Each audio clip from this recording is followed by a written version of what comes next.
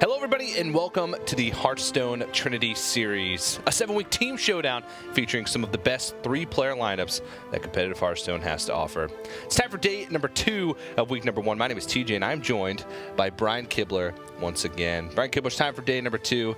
We saw some pretty cool matches yesterday. I was really happy with the kickoff day to the Trinity Series, but how are you feeling today? I'm feeling great, and I'm hoping that we'll see some more really interesting stuff. You know, yesterday we saw the 6-0 sweep of the Murloc Paladin, a little bit of a closer match in our second contest. But today, maybe Rexhaw gets some play. Maybe we'll actually see a Shaman. Who knows? Who knows? We got 4 new teams playing today. But let's go ahead and look over the format for the entirety of the Trinity Series. We've invited 8 teams who will compete in a 7-week round-robin stage where all teams will play every other team once. At the end of that regular season, the top 4 teams will advance to the live finals here at the ESL Studios in Burbank, California, where they will be competing for a $150,000 prize pool. A good chunk of change there, Brian Kibler, for playing some Hearthstone. Yeah, the first place team takes home $75,000, so not a bad payday. Yeah, for playing, what, maybe 9 matches with a bunch of your buddies. Well, if you're Tice and you're just playing every game, winning every game, then you're gonna play a lot of games. That's true. That's true. That's true. We'll see if we can see another sweep today with a cool deck. But let's go ahead and take a look at the teams that are competing. G2 and Tempo Storm started their season off with a bang yesterday, taking their match wins over Alliance and Virtus Pro, respectively. And of course, those 2 teams, Alliance and Virtus Pro, they got some fighting back to do, especially Alliance, who couldn't even win 1 game yesterday. So back to the drawing board for them. Hopefully they come out with some strategies next week. But today we're going to be seeing Cloud9, Complexity, Team Liquid, and Luminosity as the 4 teams. And all 4 of these teams are still, really strong rosters at the moment. Yeah, we have a number of teams that are very established, some that have newer lineups. Luminosity, one of those that really sort of established lineup toward the end of last year. 3 strong North American players. They'll be taking on Team Liquid in our first match of the day. Team Liquid's been a little bit quiet recently. We haven't seen the same sort of results from Show and Nyria that we have in the past. Yeah, and you can see there's the 7 weeks of play. Every team plays once per week. And then, of course, the standings at the end, the top 4 move on to that playoff stage. So, also the game wins matter. So, even though, a team may lose, yesterday we saw Virtus Pro. They lost a match, but they did end up taking 3 game wins. So, that's going to be added to the total score at the end of the season, which might matter when it comes to playoffs time. But let's go ahead and start talking about the first matchup of the day. You mentioned a little bit. It's Luminosity versus Team Liquid. And both these teams, Liquid has been a little quiet lately, and Luminosity, they picked up a brand new roster at the end of 2016, and they're sort of debuting it in a team format with this event. Yeah, there aren't very many team events in Hearthstone. Most Hearthstone events are individual level, but having a team that works together on a regular basis, like the Luminosity crew, they're all playtest partners, and they work together even before they were specifically teammates. Yeah. That can go a long way in this sort of format. Yeah, so let's go ahead and take a look at how the matches will actually work. Each team has submitted 9 unique decks, 1 for each class. At the beginning of the match, each team will ban 2 of the opposing team's decks, which will leave them with 7. Then each team will pick 1 of the decks out of those 7 that they won't play for the match, leaving them with 6 classes to play for their best of 11. They'll play through that best of 11 using Last Hero Standing, and of course the first to 6 games will win the match. So pretty cool. We saw yesterday Last Hero Standing, making a lot of interesting decisions, especially in match number 2 with counter decks and things like that. Yeah, it really changes the dynamic compared to Conquest. Most viewers are probably used to Conquest, where you have to win once with each of your decks. In Last Hero Standing, you have to defeat all of your opponent's decks, which means you can have a single deck, like, say, Murloc Paladin, just win every single match if it goes that way. But it also means that because the winner stays with their deck, the loser of each match gets to choose exactly what they want to queue into it, which means that you can figure out the exact right counter that you have. You also need to manage what you have that's good against what your opponent has left after that. So a lot of levels to the decision-making process. Yeah, also decision-making plays a big part in deck building as well, because you have to have counters and things like that. But let's go ahead and take a look at the picks and bans. You can see that the 9 class icons represent the 9 decks for each of those teams. Luminosity sporting Chalky, Zalay, and Frozen as their roster up there. And then Liquid is using Nyria, Show, and Dog. as their 3 players for this head-to-head matchup. Yeah, and the way that this works, each of the teams brings 1 deck for each of the 9 classes. Then there's a round of bans where each team bans 1 deck from the opponent. After that, they get to ban a 2nd deck with full knowledge of the first ban. So you might think, okay, well, they banned, say, our Shaman. That means that we want to ban this deck, which we want our Shaman against. We see the first bans there. Team Liquid bans the Rogue from Luminosity, while Luminosity bans the Shaman from Team Liquid. No real surprise there. Both of those are classes we saw with heavy ban pressure yesterday. Yeah, that's no surprise. And next ban's coming in. That Warrior is bans for surprising, both. though. Wow. So the Warrior banned away for both, which actually means we are going to see the first Shaman of this tournament with Luminosity keeping their Shaman up. And now, finally, each team gets to choose one of their classes they will not play. Yesterday, yep, following the theme, Rexar, he's not even hunting alone. He's just not hunting at all. I think he's taken up gardening.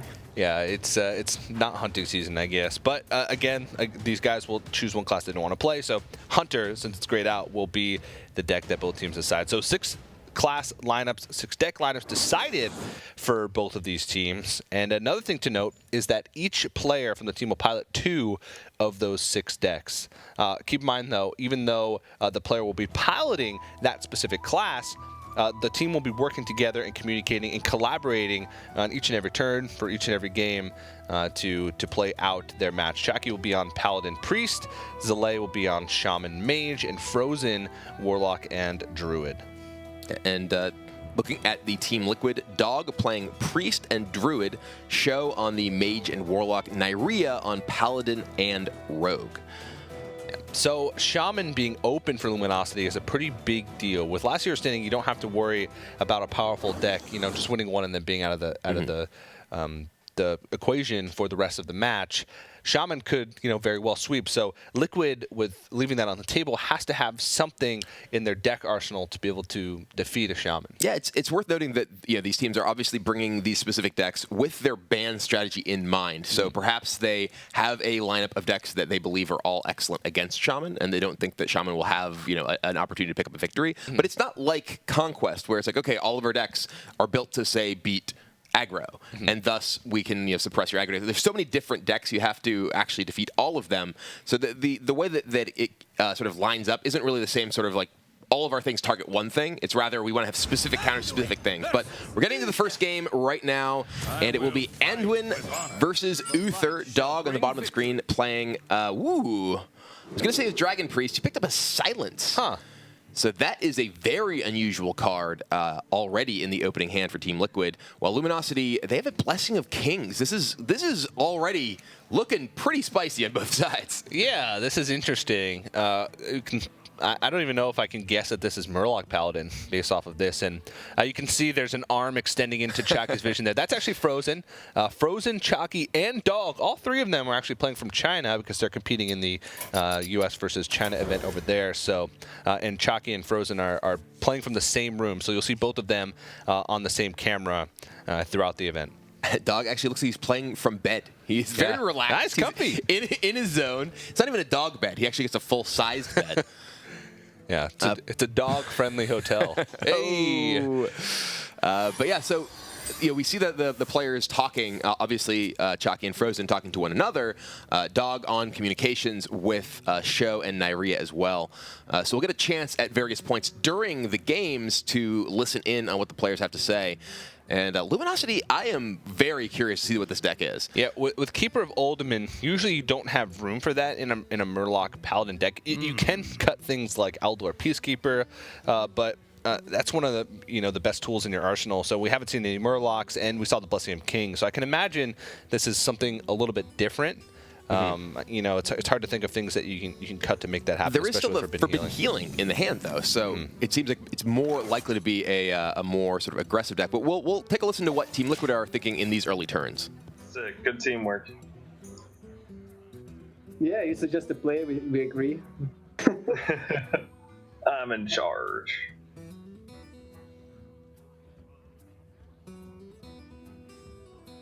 All right. So they're probably just playing Dude. No one really play Loot Hoarder right now. Except some guys. Oh. Yeah. They probably Maybe just do. these are the guys that plays Loot Hoarder. Probably. Reporting for duty. Do it to it. Oh, wow. I'm glad we kept that silence, Captain. Alright, Worm Roast. Easy. It's still good. Yeah, we can still still good. pain Acolyte, right? Also, like, Tyrion could be pretty sick. Like, Yeah. Well, let's think about it for another 30 seconds. I think if we rope every turn, it'll tilt him. I think that annoys Dog. Sounds like a plan, dude. We've spent a minute and 40 seconds thinking. He spent 19, so I think you're right. Let me think. The clock's inaccurate. Okay. Yeah. Well, let's slow it down in any case. This is good. Look, no hands. Dude, I don't know when they're broadcasting our comms, so like I imagine after we spend a minute, they've got to be like, let's take a listen in on what Luminosity is thinking, and We're just wasting everyone's time. Reporting for That's all we're doing. If you're watching the Twitch stream, I sincerely apologize, but you're at a point in your life as a viewer where this is what you chose. Oh, Chalky. We apology not accepted, Yes. Chucky. Some lineups are dream teams. Luminosity is apparently the meme team. They're they're just looking to take advantage of I don't even know what. Just try to tilt Dog here. Yeah, well, Dog is a notoriously fast Hearthstone player. You know, if you watch his stream or even in a lot of tournaments that he plays, he's very instinctual. You know, he usually just goes with the He's a play that dog. seems the best. Yeah, exactly. Yeah, his primal, feral dog instincts. But it is Murloc Paladin. Yeah, we it's- came up with that. Very interesting version of this deck. I'm very curious to see what they have cut from this list to add cards like the Keeper of Uldaman and Blessing of Kings that we saw. Looks to be a much more proactive list. A lot of versions of Murloc Paladin are very much built around delaying the game as much as possible. We did even see the Ivory Knight, so that's clearly in the deck. We haven't seen Solemn Vigil. We haven't seen Ragnar's Lightlord. There are some of the more expensive cards maybe you can end up cutting. Yeah, Naria was talking about Loot Hoarder, and Loot Hoarder is a card that is used for cycle, but a lot of players have been cutting it lately in favor of more proactive cards, knowing that you don't really absolutely need cycle, especially in a lot of matchups. And yeah, we see them just kind of taking their time still. They have built themselves a 3-3. So this does challenge the board a little bit, but this is a sort of thing that Dragon Priest is great against. Just going up against sort of medium-sized and small minions in the early stages of the game. And the Paladin deck really wants to transition into the stage of the game where it's able to just start clearing the board. We see that he already has the Wild Pyromancer quality, but like we mentioned, there are no Solemn Vigils. There's no card draw for Luminosity at this point, so they have a fairly limited amount of resources to work with. But let's hear what Team Liquid are looking to do with their resources. No, because we're healing. You want to heal Talon Priest, but then we're... I prefer face, right? Yeah, I don't like that. I think we pain and we heal and go face or heal and trade. Like we don't trade Talon Priest in. I mean, yeah, I guess. I mean, if you trade with 3-1, we should trade Talon Priest. This happens no matter what. Yes.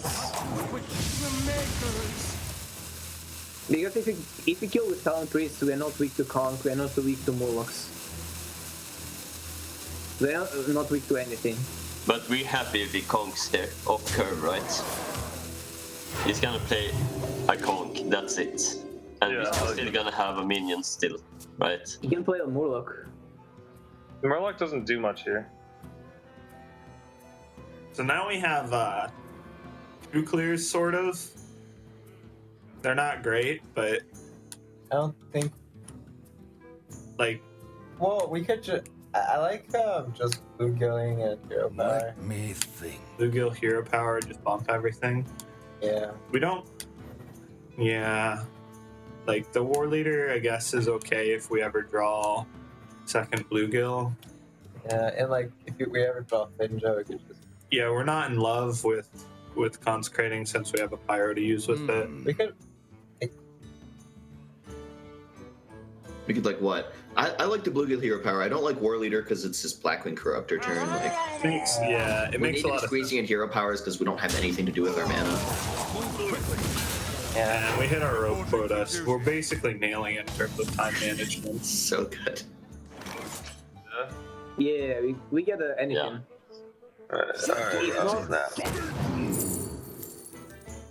Wait, Blade of Kings, what the fuck? Every night discovers a spell, and it's our class. So we can get nothing good because priest cards suck. But We can get full into Mind anything. control? Oh, yeah, mind control. And Tom. Should we just go with Kings? Kings seems solid. Yeah, I think that's. Well, no, Ivory Knight gives us a play next turn. We have nothing next turn. That's true. I like Every Night, actually. I like Knight the most. Alright. Yeah. It's just because we don't have a play face, yeah? Yeah, sure. Yeah.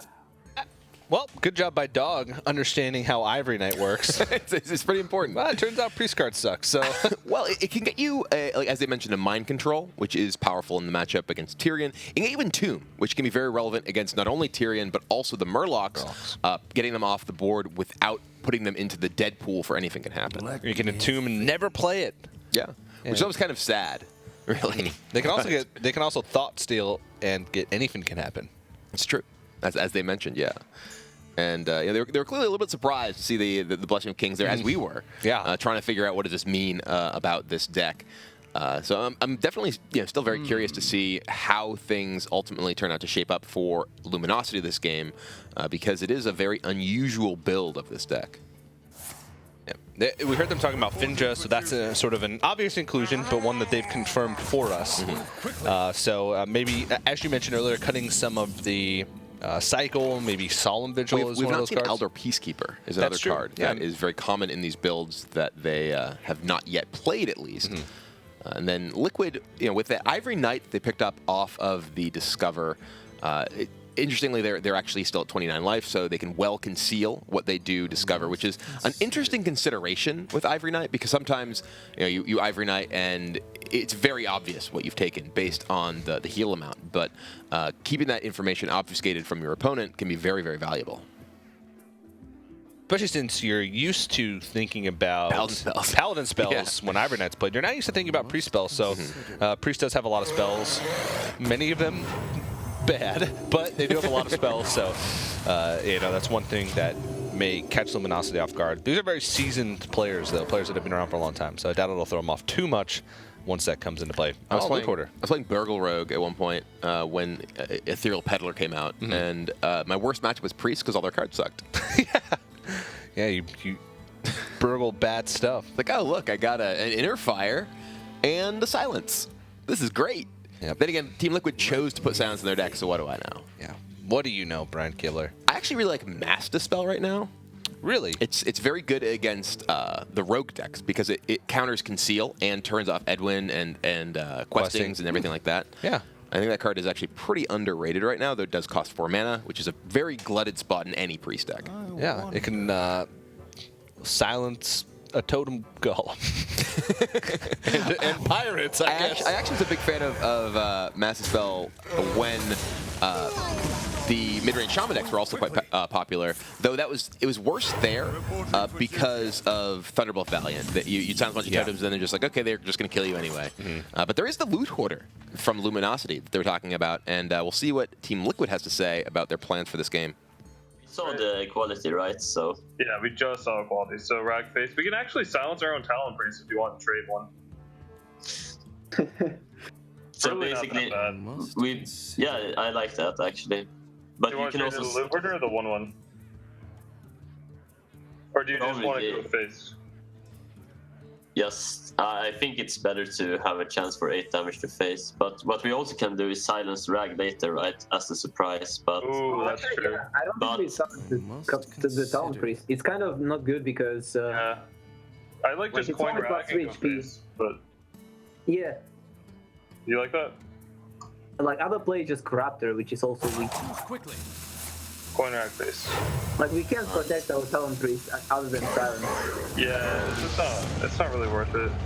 Yeah, like the only real play instead of equality for them is like play like Doomsayer. And Oh, Doomsayer, yeah. It's actually really good to save this for Doomsayer, thinking about it. Wow. Yeah. Do we? What if we hit a quality? We'd probably still hero power, right? Yeah. Let me think. Yeah. So we draw for what? What are we drawing for? Doomsayer would be good. We draw for information to guide our Discover pick. How does that help? You don't What? really have 2 wild pyros. Like, Yeah. seeing what card we draw influences what card we pick off Ivory Knight. All right, fair enough. That's a Doomsayer, nice. So do we ever go wide to protect the Doomsayer? We probably don't, right? No. Let's not.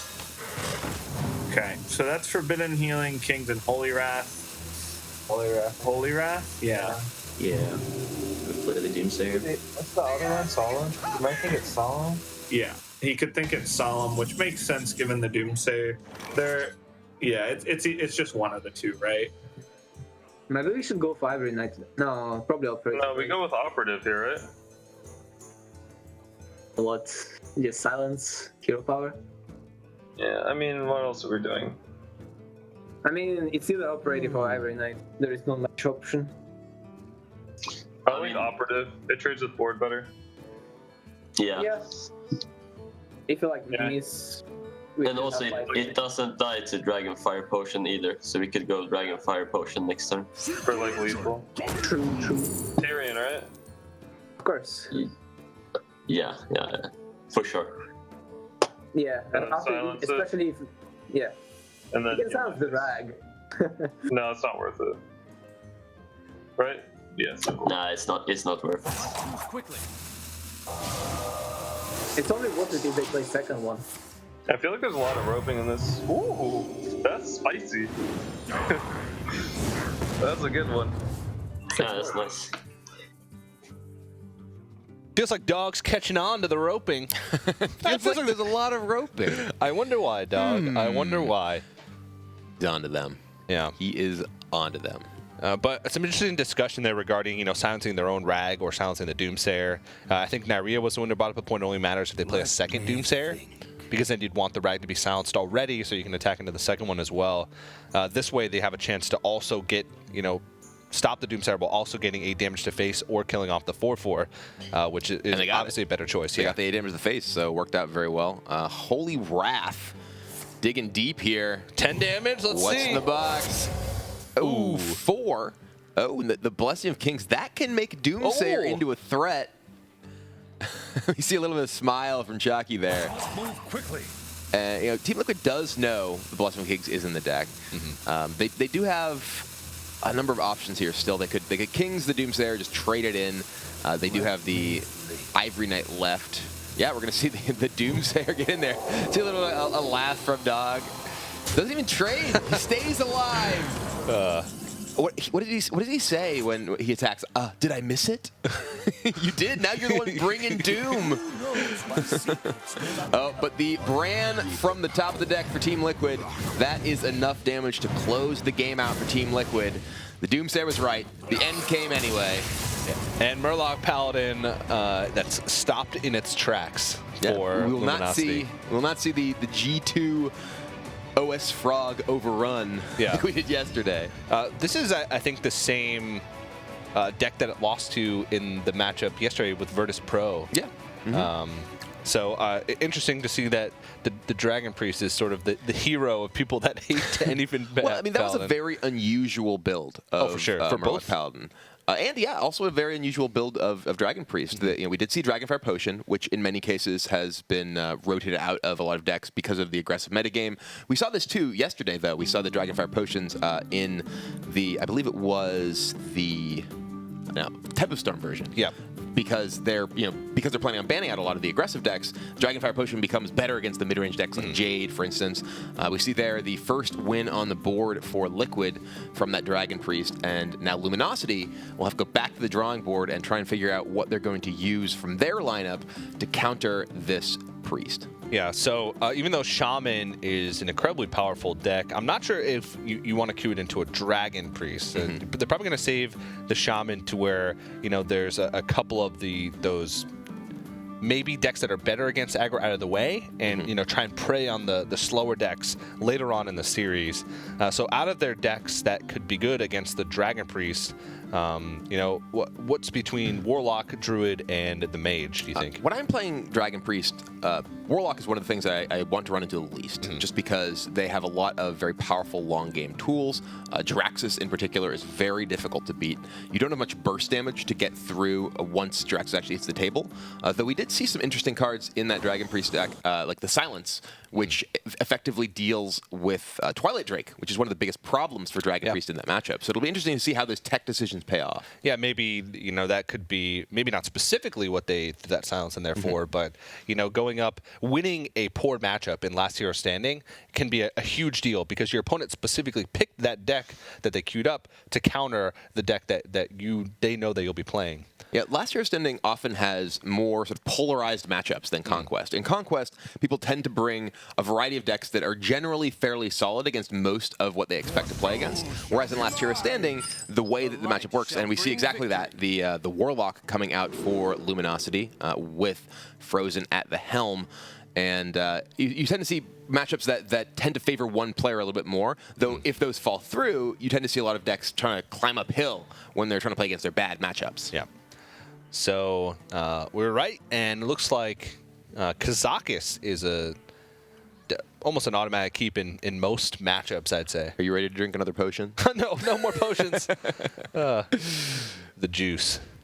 All right, so Team Liquid discussing on their mulligans here. It can be tough when you're going up against Arena Lock because, especially as Dragon Priest, you want to apply a lot of pressure, but you also want to make sure that you have ways to deal with some of those early threats that Arena Lock is pretty much hard mulliganing for. Yeah. The most dangerous things from Arena Lock for Dragon Priest are, as we mentioned earlier, that Twilight Drake. Also, an early Doomsayer is very, very troublesome because you don't have ways to deal with the Doomsayer in the early turns via damage. Pretty much you need a Shadow Word Pain or perhaps that Silence in order to keep your board from getting wiped out. Even if you have a 1 and 2 and 3 drop in play, unless that's the 1 drop is your whelp, you're not gonna have enough damage to actually kill a Doomsayer. Yeah. So Mistress of Mixtures drawn for Luminosity here on the mulligan, but usually not a great drop against Dragon Priest because all of the early drops from Dragon Priest contest the Mistress of Mixtures, or Northshire Cleric, which doesn't necessarily contest it, at least not right away, but you give the Dragon Priest a free card or the potential for a free card from the draw effect. So definitely like the hold there from Luminosity. Yeah, we see the Shadow Flame and Shadow Bolt, which are pretty good early cards out of the Warlock deck in this matchup, giving you ways to deal with, for instance, that Brand we see in the hand, which can very easily get out of hand in the matchup. Yeah, can provide so much value considering, most of the early to mid-game minions, especially the Dragon Synergy minions, have Battlecry effects. Even something as small as a Twilight Guardian, having that extra attack on it, and of course, the extra taunt. Oh, yeah. Double taunt can be, 4 attack is quite a big deal in the early game compared to 3. All right, let's go ahead and take a listen into Team Liquid to see what kind of plans that they're formulating. Play 4-drop. What do we do after? Yeah, we have to play Brand. So, okay, isn't it better to go Guardian here? And if they play anything but Giant, you can just hit it, play Cleric, and heal, and then we draw 2. Yeah, it's good. But what if they play Giant? then we get sucked, but that's the only way we get sucked.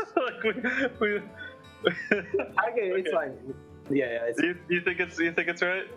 Yes. Okay. All right. I'm trusting you guys. We just don't take the shadow on this. Like, it's equal chance to hear Shadow Bolt as you have Giant, right? Yeah, but Shadow Bolt's off curve and it's really inefficient, right? And he doesn't. We're happy if he Shadow Bolts, especially on 3. We can coin into 5. It's sick. Holy moly! Holy moly. Yeah, and then we can just Kazaka survive it next turn. Yeah. Holy moly! Holy moly.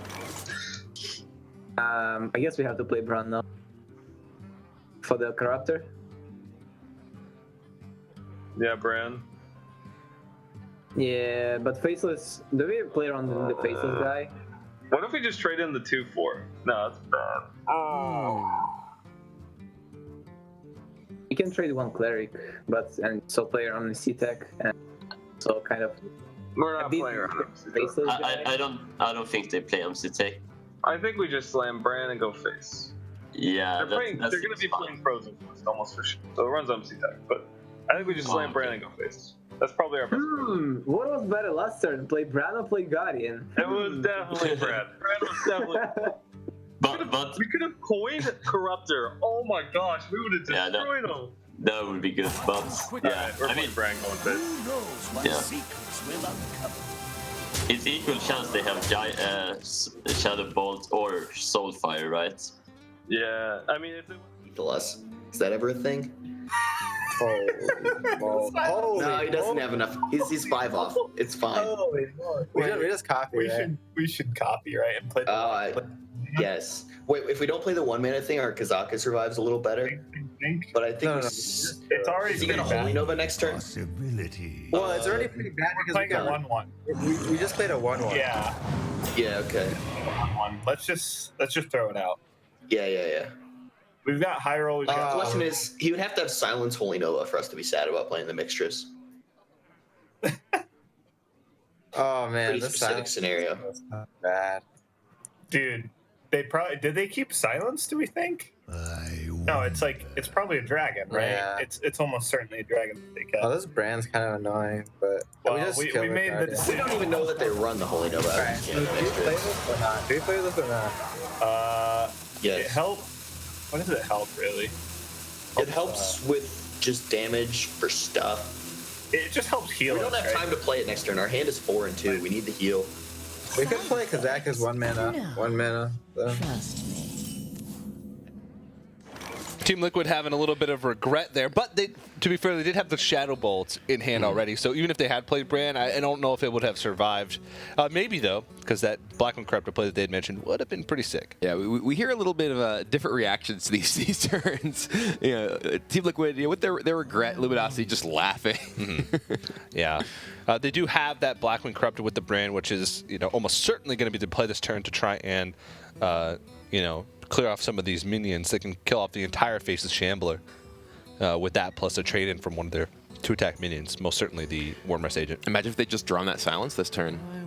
They just That would have been turn the perfect. 8/8 into a 1/1, Corruptor off that giant, clear the rest of the board. Ta-da! Yeah. Alas, no silence, but still a decent board contest for Team Liquid here. Yeah, looks like they're debating. Okay, yeah, they're actually gonna kill the giant and not attack in here.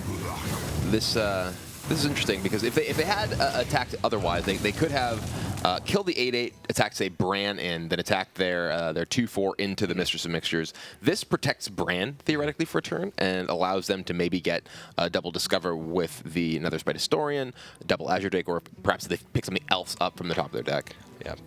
Double Draconid Operative, if they were to pick that up, is incredible. All right, well, there's Kazakis. Let's take a listen in. Deal 2. Oh, or gain life. Gain life help. Gain life doesn't clear the Bran. I can't see the mods, by the way, so you gotta talk to me. Deal 2 to all, freeze, and gain 2 life. I think it's deal 2. Is this the first mod? And then gain 2, right? Yeah, has to be. We didn't get to do. Wait. Trade first, or does it? Does I don't it buff think- your guy? It doesn't matter. Trade first. Trade first? It doesn't Yeah. matter. It definitely saves your guy. Yeah. Yeah. And then AoE. And then we kill the brand. Kill the brand. Yeah. Okay, we're ahead on value a lot, so like we should be okay, right? Maybe we should kill the girl. And we heal the. Doesn't matter, right? If we draw death, I guess we heal the 5-2, right? Yes. Yeah, that's true. Flare, Is someone injured? heal 5-2. 1 draw. Oh, that would have been nice. 2 draw. Alright. So we play Agent, and do we play the Well? Yes, because we can go Historian and straight next turn, right? Yes. Yeah. Okay, so trade. Mocking me? We're weak to into Abyssal, but We're actually not that, like, I mean, we're really weak to Abyssal, yeah. It looks like he probably has it. Wait. I guess we can think, yeah. Why not? Shadow Ball. I mean, Shadow Ball gets better. Vendor is actually. We know he pretty doesn't good, have though. death. We know he doesn't have death, though. Shadow Ball Vendor is really, really He good. could have pain, right? Yeah. Well, this would he have pain? I think Abyssal Enforcer is. So many You have the card. Could it be Rag? It's a dragon, right? dragon. It's a dragon. We know it's a dragon. Right? Yeah, it has to be. It has to be, So trade I think. Abyssal.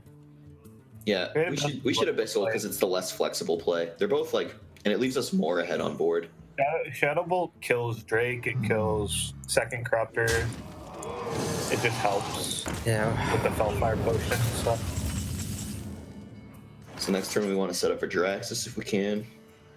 Once upon a time. Upon a time. All right, Kibler. Dragon choices. This is your expertise. Well, The most expensive one, perhaps? they have Dragonfire Potion with Malagos. That's actually an interesting consideration. Otherwise, I think the Twilight Guardian is pretty clearly better than Dragonkin Sorcerer. So those are the two options you're really considering. You have potentially Guardian into Guardian the following turn, but you also would need to draw, if you're planning on playing Azure Drake this turn, another Dragon to enable the second Guardian. They're going to take the Malagos, so they are setting up to have a potentially individual dominant threat if there is not a removal like Siphon Soul, which unfortunately for Malagos we see in the Luminosity hand.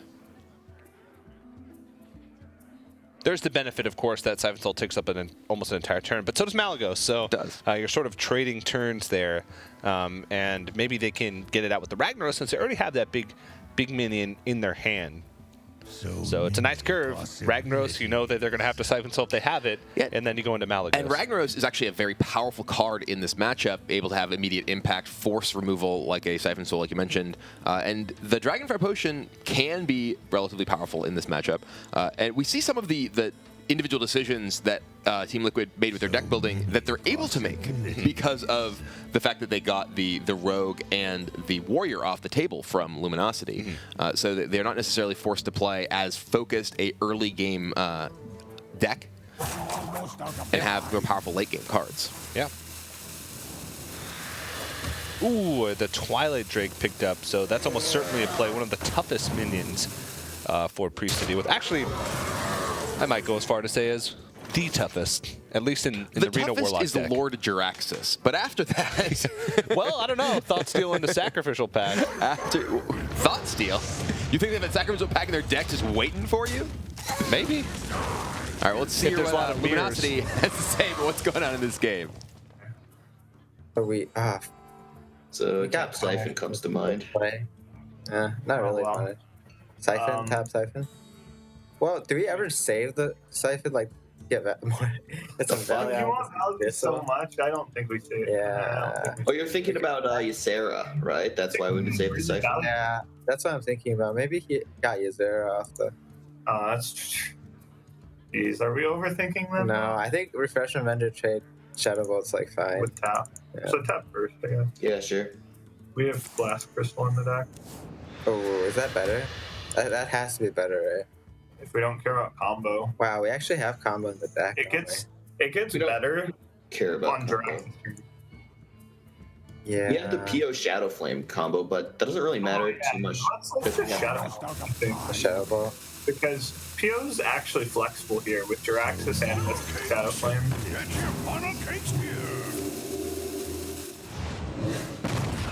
Oh, he immediately bounced over that card. Yeah. Do we have to? We don't I have. mean, it's not a big deal if he kills it, right? But it's another play. Sylvana PO, Sylvana Shadow Flame, and we lose. If you play Twilight Guardian and Priest of I the don't- Feast, we get wrecked by Sylvanas too. We don't Yes, get yeah. wrecked because there is no. We have Dragonfire. Yeah, we should. mean- I think double 4 is just better. Next turn, we can We're play- not going double 4, are we? We're going. Oh, we don't pain this. Yeah. Okay. Yeah, double 4 is fine. But do we? Yeah. All right. Double Or 4. do we Mali? He didn't have an Yeah, answer for the Mali's so rag, good. right? He would have siphoned that rag and pushed the damage. It's like Sylvana still. I don't know, man. What are I you think we need to thinking? play Silvana somehow. It's not like we're threatening lethal if we play Malagos. Yeah, exactly. Alright. I think if it's level 4, it's fine. We're like not doing anything. Or we could just Jiraxis. But We go to 9. 9. It's he already played Bran. We'd have to have pretty crazy stuff. he might right? have Inner Fire, right? Do we play around those stuff? You think he's gonna play Uh, Inner Fire with Silence and Ragnaros in his deck? I mean, you could PO if you wanted to be super safe. That saves you from like Divine Spirit Inner Fire. I don't think we play around that. It's I really okay don't to like play it. around that. We don't need the PO for Shadow Flame because we have Draxus for Shadow Flame. So like if you want to PO, That's just- I think it's fine. Many Why not? possibilities. Let's just PO it. Play around. Dude, what if they have Jiraxis or Harrison? Oh well. Yeah, that's whatever. But we have no It's proactive more- cards in our hand. Is it more scary that what if that's Jiraxis? It can't be. It's Nether Spike. Oh yeah. Alright, PO it, PO it, PO it. Yeah, I mean, Harrison's the worst here, but they didn't ban Shaman. They did ban Warrior. Harrison's so bad. Wow. So apparently, Jiraxis is now a dragon. Frozen having to be reminded. That's a dragon I would play. Oh, That yeah. is a dragon I would play for sure. All right, well, we have Malagos hitting the table. Fortunately for Team Liquid, Dragonfire Potion, not the best thing to buff with Malagos. It's Yeah. got board clear, but can, take care of everything pretty much, except for the Malagos. But unfortunately, it looks like Malagos is not going to be long for this world. Twisting Nether sucks it into another world, and Abyssals start raining down, or Infernals rather. Yeah, they had the option to Dirty Rat Twisting Nether there, but as we heard from their conversations earlier, they said, oh, we have no proactive cards. They really want to make sure that they get minions on the board to try and contest, because that's really the only way they lose is if they get into a situation where Team Liquid plays something that one of their reactive cards can't deal with in the next coming turns. And we've heard just how careful they've been on Luminosity's side about not using resources they didn't have to. They're going for value. Speaking of value, the Patches, first time we've seen him in this event so far. There he is. Oh, no, we saw him in the road game yesterday. Oh, we did. You're right. Yeah. You're right. Yeah. A few of the road games yesterday, we did. He did make an appearance, but he's been very I've been blocking sneaky. that out. You know? Just blends together with all your ladder games, I suppose. I do play against a lot of rogues on ladder. Mostly Shaman, though. Yeah. I was actually looking at my stats recently, and at one point, I was going through reading about my stream, and I'm like, oh, I played against 3 druids, 3 mages, a paladin, 8 warriors, 25 shamans. Someone's like, oh, you forgot to read Hunter. I was like, no, I didn't forget to read anything. There weren't any. Yeah. All right, well, the Bran Dirty Rat Patches is now on the board for free. It's just like old times for him. Yeah, and, they got 2 pretty inconsequential minions out on the board for Team Liquid, and now Team Liquid it's slim pickings in their hand right now. So Luminosity appears as if they're going for Shadow Flame. It is actually somewhat consequential due to the fact that there's no dragon left in Team Liquid's hands. So that's many true, of yeah. their cards are largely neutralized here. The Shadow Flame does clear off the board, and let's hear if Team Liquid has any hope whatsoever. All right, I power word shield the Dirty Rat. It is actually really good. Power word shield Dirty Rat because we're gonna paint it. Yeah. We want more information, right? From the We're not deck. painting the brand. We don't care about that. No. They already play Kazak as the only other card targets. Alright, play Drake. Sure. Yeah. Ooh. Alright. Secret. Alright, we're in it. We're in it. So he's got 2 cards. They could be literally anything. Ethan. Anything could happen. We have a Leroy and Coil 1 up. That would give him 4 whelps. I know. Yeah. Okay. We could just faceless the Inferno. Hit Coil. Yeah, I mean, we can go to 8, right? That's super reasonable. Yeah, because Brag's gone. The Brag's gone, Operative's right? gone. He just has cards from his deck.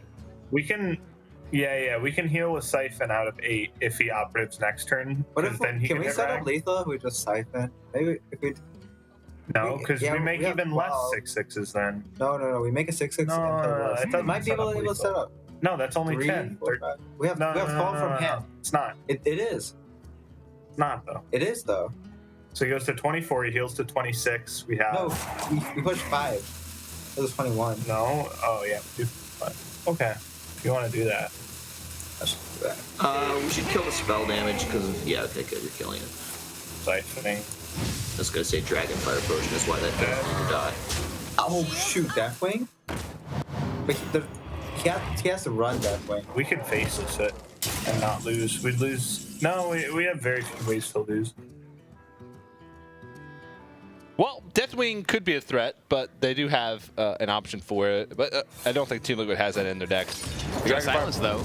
Right on time. They do, yeah. Maybe they can silence Jiraxis, so it'll at least stop taunting them. Oblivion!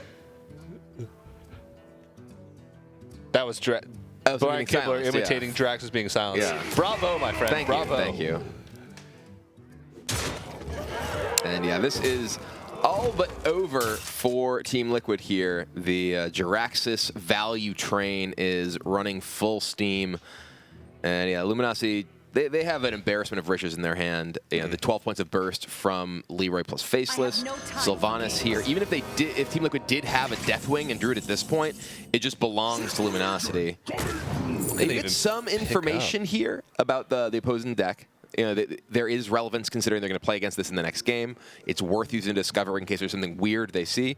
Everything there was pretty typical, and Liquid concedes. Yeah, Blast Crystal Potion may be the only one that has a little bit of flexibility, but all right, tied series now as Luminosity takes the game with their Reno Warlock. A couple smiles there. They look pretty happy about that victory, as they should be. Yeah, and you know, that was pretty textbook as far as how that matchup tends to go.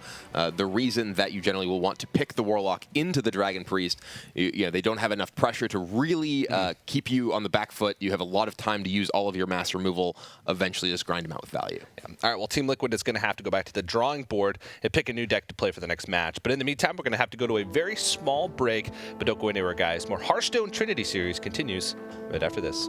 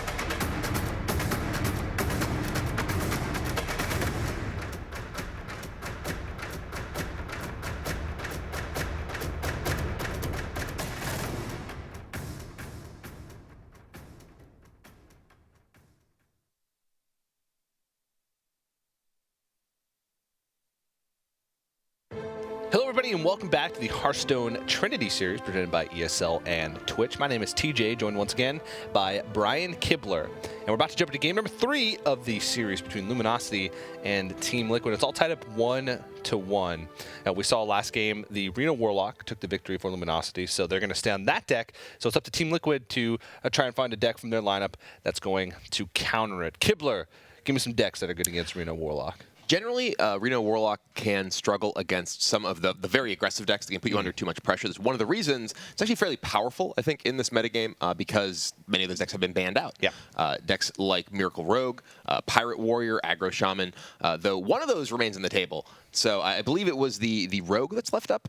I believe both teams banned Warrior and actually both teams banned Warrior or Warrior. One team banned Rogue, one team banned Shaman. There was and Luminosity has their Shaman open. Right. So Luminosity has a Shaman, so Liquid has the Rogue. Liquid has the Rogue. Yes. That's correct. So Liquid could pick the Rogue which here. I would suspect is probably their strongest choice for this specific matchup, simply because you have the ability to put on a lot of pressure early, as well as transition into the late game with the Gadget Zan turns that can dig you to the burst you need to really punch through the life total of the Warlock. Yeah, and Luminosity, maybe they're okay with Rogue coming out here and taking a victory because they have Shaman to back it up, which is one of the good matchups against Rogue. So we're going to see what they're going to choose here to counter it, and it's actually Paladin. So Paladin is another one of those decks that actually does well. It's not necessarily the control deck, which Reno Warlock usually does well against. It's more of a combo deck.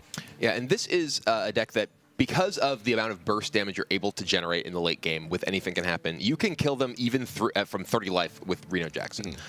The Warlock deck really needs to be the one that's actually the aggressor, which is not a position that it's particularly good at. The Reno Warlock deck in this particular matchup is looking for Twilight Drake, it's looking for Mountain Giant, things to keep the pressure on early. It's also very crucial that they get a good Kazakus Potion, because a Kazakus Potion that mass polymorphs the entire board can neutralize future Anything Can Happens, but the Paladin has the ability to get additional Anyfins from Ivory Knight because the games are pretty guaranteed to go long. The old Mystic Wool. The polymorph potion. It's your favorite. It's my favorite. It is definitely my favorite. But Nyria is going to be the pilot here for the Paladin deck for Team Liquid. And Frozen once again, since this is the Reno lock. And they go ahead and pitch everything. Some of those cards may have been good in some aggro matchups. But again, as you mentioned, specifically looking for those big threats in the deck. Have you learned any other Kazakus Potion names recently? Nope. Stone Scale Oil. The Ichor of Undeath. Okay. Yep. That's a reanimate. Reanimate. I didn't even know. I knew I that's know actually, that. That's right, though. That is right. Yeah, I know. Do you know which one Heart of Fire is? The 2 damage, right? Or the 1 mana deal 3 damage, or 5 mana deal 5 So damage to a single target. Damage to a single target. And Fellbloom? Don't know. Fellbloom is the AoE damage. Okay, that's AoE damage. And Stone Scale Oil is armor. What are the other ones? There's the draw cards. I actually don't know the draw card one off the top of my head, which one that is. Kazakus Lessons with Kibler. Yeah. All right, well, we are into the game here, and Team Liquid with the aggro Pyromancer. He's getting real wild here. Yeah, I mean, I guess they already have activations in their deck for the Equality, which is definitely a necessity sometimes in this matchup because of some of the big threats that can come out that you may not be able to necessarily neutralize. This matchup is one where generally the Warlock will have a big threat at any given time, so you can often use just Equality with your hero power. But let's hear how Liquid is planning to take on the rest of this game. Yeah, I like it. Yeah, because they're not going to silence it, and yeah, I wonder. this is really good. If we draw 2 cards, we play Doomsayer, it prevents turn 4 play, we play Finja. The only weak if they play Doomsayer into our Finja, but we might get an answer for it. Yeah. Oh, that is really bad, actually. But that's fine, yeah. We have a lot of draws.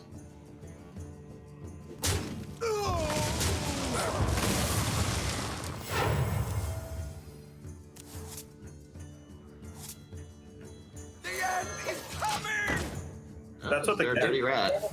Right here. Yeah, we just have tap rat, right? This is our best rat. Do we ever rat first? Is there anything? We get Tyrion some of the time, but we're gonna get Tyrion later. Rat first and then tap? Sure, whatever. Here's tap first, right? There's no reason to do it one way or the other. It just doesn't matter. YOLO. All right. So he's got a free drop out there. What do we got? Oh, that's Actually, good. I don't think we play silver. Do we play No, we Finja play here? we play Finja because we have 2 silver. It's very good. But we Yeah. don't kill the... We don't kill Giant, but like that's it. No, we don't kill Doomsayer. That's true actually. We get wrecked by Are they Doomsayer. gonna Doomsayer and not tap? Like, what are they gonna do? Yeah, Doomsayer pass on 10 cards. I think you're reading too much into it. Like, Yeah, I guess. Doomsayer, we still get to develop a True Silver and like, we can still rip inequality. So we can also rip a Bluegill, which would be good. Yeah, Bluegill would be super. All right, well, some debates going on in the Team Liquid camp about that turn, but I think they have a good point there. You know, playing if Luminosity were to play a Doomsayer on this turn, which is what they were worried about, I think they'd be happy to let Finja die to that, because that'd be Luminosity developing absolutely nothing on that turn. And the Barnes here picked up, could find a War Leader, could find a Bluegill. Though, as they mentioned, you know, this is not very good against exactly Mountain Giant, and unfortunately for Liquid, that's what Luminosity played. We've actually had that happen to both teams that are like, oh, anything but Giant. Yeah. There comes the Giant. Liquid did have the option to potentially just cast Solemn Vigil and Acolyte the previous turn, which, if I were in that seat, I might have gone for. Though, you know, it's not necessarily clear what is what this match is poorly against other than Giant. So, ooh, this is painful. You see Nyria with his head in his hand. Yeah, this is making them incredibly vulnerable. Are you taking 24 from this? Just going to attack it with your weapon, get attacked, attack it with your weapon? I think maybe Consecration, and then Finja trade next turn is their plan. Is probably more likely than taking the 24. Yeah, because then they only have to reduce the Solemn Vigil by 2 in order to get it down to where they can play it. So that's probably their plan next turn. Yeah, they even have the Silverhand Recruit to clean up the 2/3, the Sunfury Protector over there, weathered attacks on Luminosity's turn on their own. But Luminosity, you can see smiles come across their face when they saw that face tang on the Mountain Giant. Why are you hitting yourself? Why are you hitting yourself? You did this yourself, okay? I guess Forbidden Healing in the hand gives them a little bit of breathing room as far as, you know, taking damage goes. But the Mortal Coil here does somewhat complicate matters. They may have to use their second charge of True Silver. And then a Twilight Drake picked up. So now multiple big threats on the board for Luminosity, and Liquid is in some trouble. Let's see how they're going to deal with it. As well. So start with Conk Trade, right? Yeah. So what do we want? War Leader, right? And We want Bluegill. War Leader, Bluegill.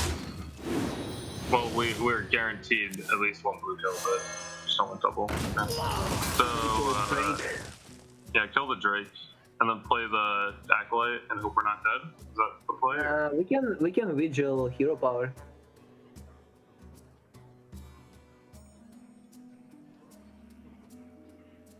I mean, Yeah, Vigil's probably just better. we can heal for 4. That feels unnecessary. Yeah, that doesn't feel good. Just Vigil, I guess? and then see what we get. Yeah, maybe Doomsayer would be good. Maybe just heal. We have What a do we follow-up. do? It's like I don't mind healing. yeah, it's fine. I don't mind healing. We run Bragg Light Lord, right? Do it. Why not? Do it. Ooh, yeah, I like Coin Rag because then we can silence it next turn. Yeah, Perfect. yeah. Yeah, this is good. He's only got one Bluegill, so Oh, that's good. yeah, and we have silence on Tyrion or just Nailed it. Siphon. What if you from Ivory Knight? Get Ivory Knight, yeah. We need anything, and then next turn we need to rip it.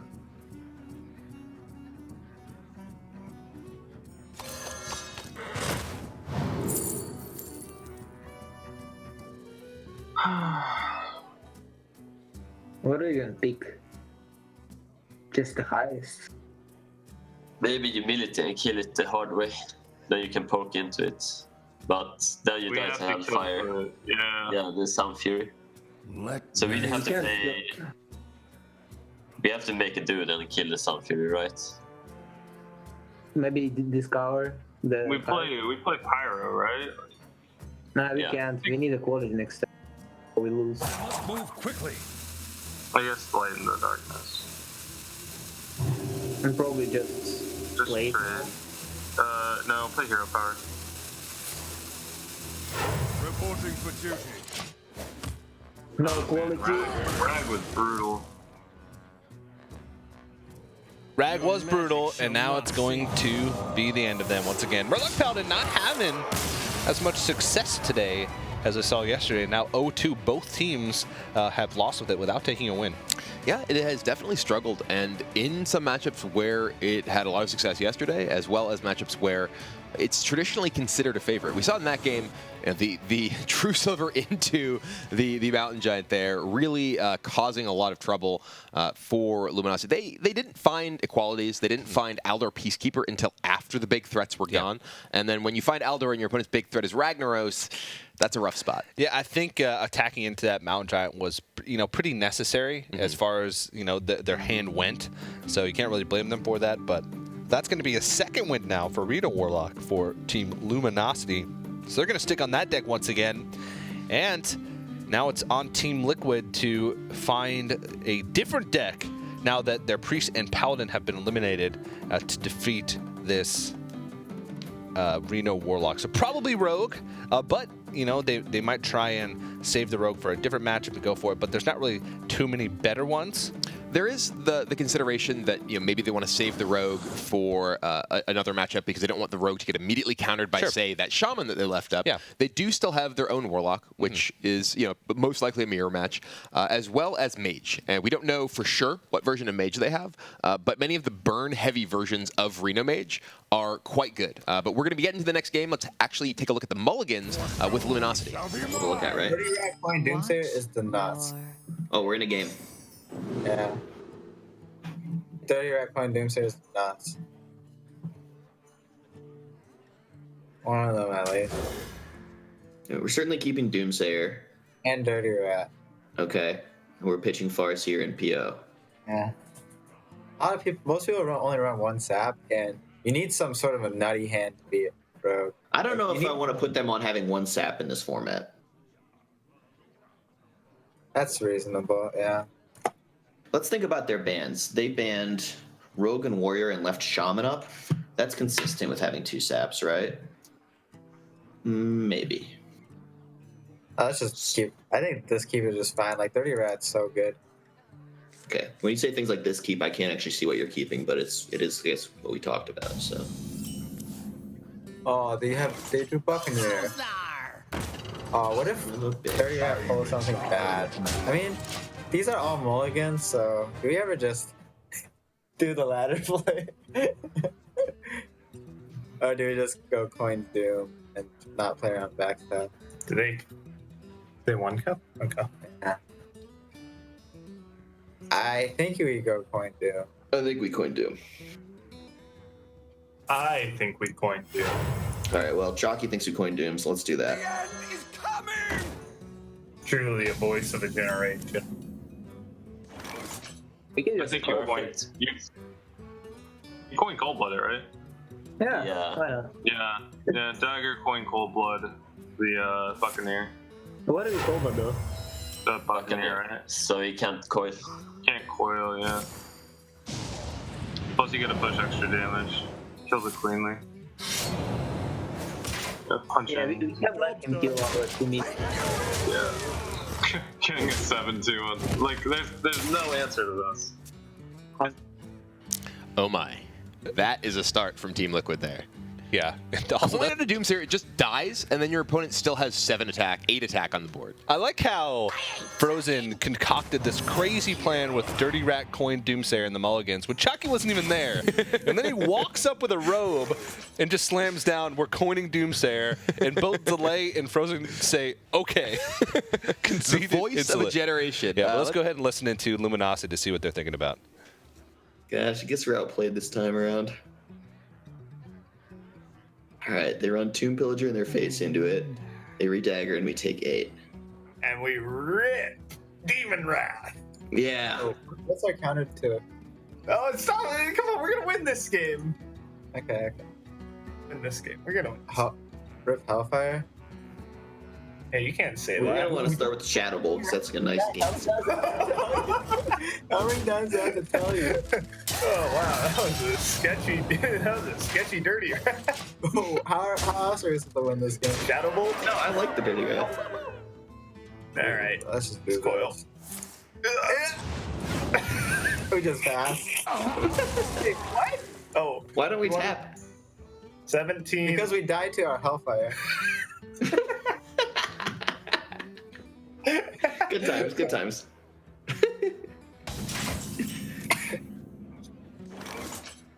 Right? Go face and see how much damage that is, because I can't do math right now. He's at 6. So we can put him to 4. You want to play around mind control tech, but No, I we guess don't. that doesn't matter, right? Yeah. Yeah, it doesn't matter. Just It's like in the only- it's RSI, only- we wouldn't get the Hellfires, right? Because we punch him twice. RSI face. Yeah. It's lethal over 2 turns or 3 turns. This guy's tough. Because he can't Hellfire, he'll Yeah, go down Hellfire is like only out, and he can because he's He's so Yeah. dead. Well, it's not often that you see a rogue win turn 5, but it happens against Reno Lock from time to time, especially when they can kill your Doomsayer. The Stone Dust Boar makes a statement appearance, Yeah. gets 1 damage in, but yeah, that was a one-sided game if I've ever seen one. A very quick game number 4 and a very quick end to the Reno Warlocks run for Luminosity. But Team Liquid ties it up 2-2, so that's a big win for them. But now their Rogue is going to be, quite vulnerable, considering most likely Shaman is on the table for Luminosity. Yeah, and as we discussed, while the Rogue was likely the strongest pick against the Warlock, now it is exposed, and they won't have it as a counter in the future. So if it just gets taken out quickly by that Shaman they left up, it could be a problem for them. Yeah, there isn't too many, super counter decks for left remaining for the Rogue anyway. Maybe Druid, which is still on the table for Luminosity, which they could have used the Rogue for. But they're going to have to find, another way to get past that. But definitely something that they'll have to think about.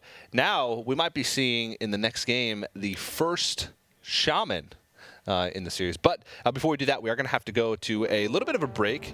But don't go anywhere, guys, because the continuation of match number 1 here, day number 2 of Trinity Series, will continue right after this.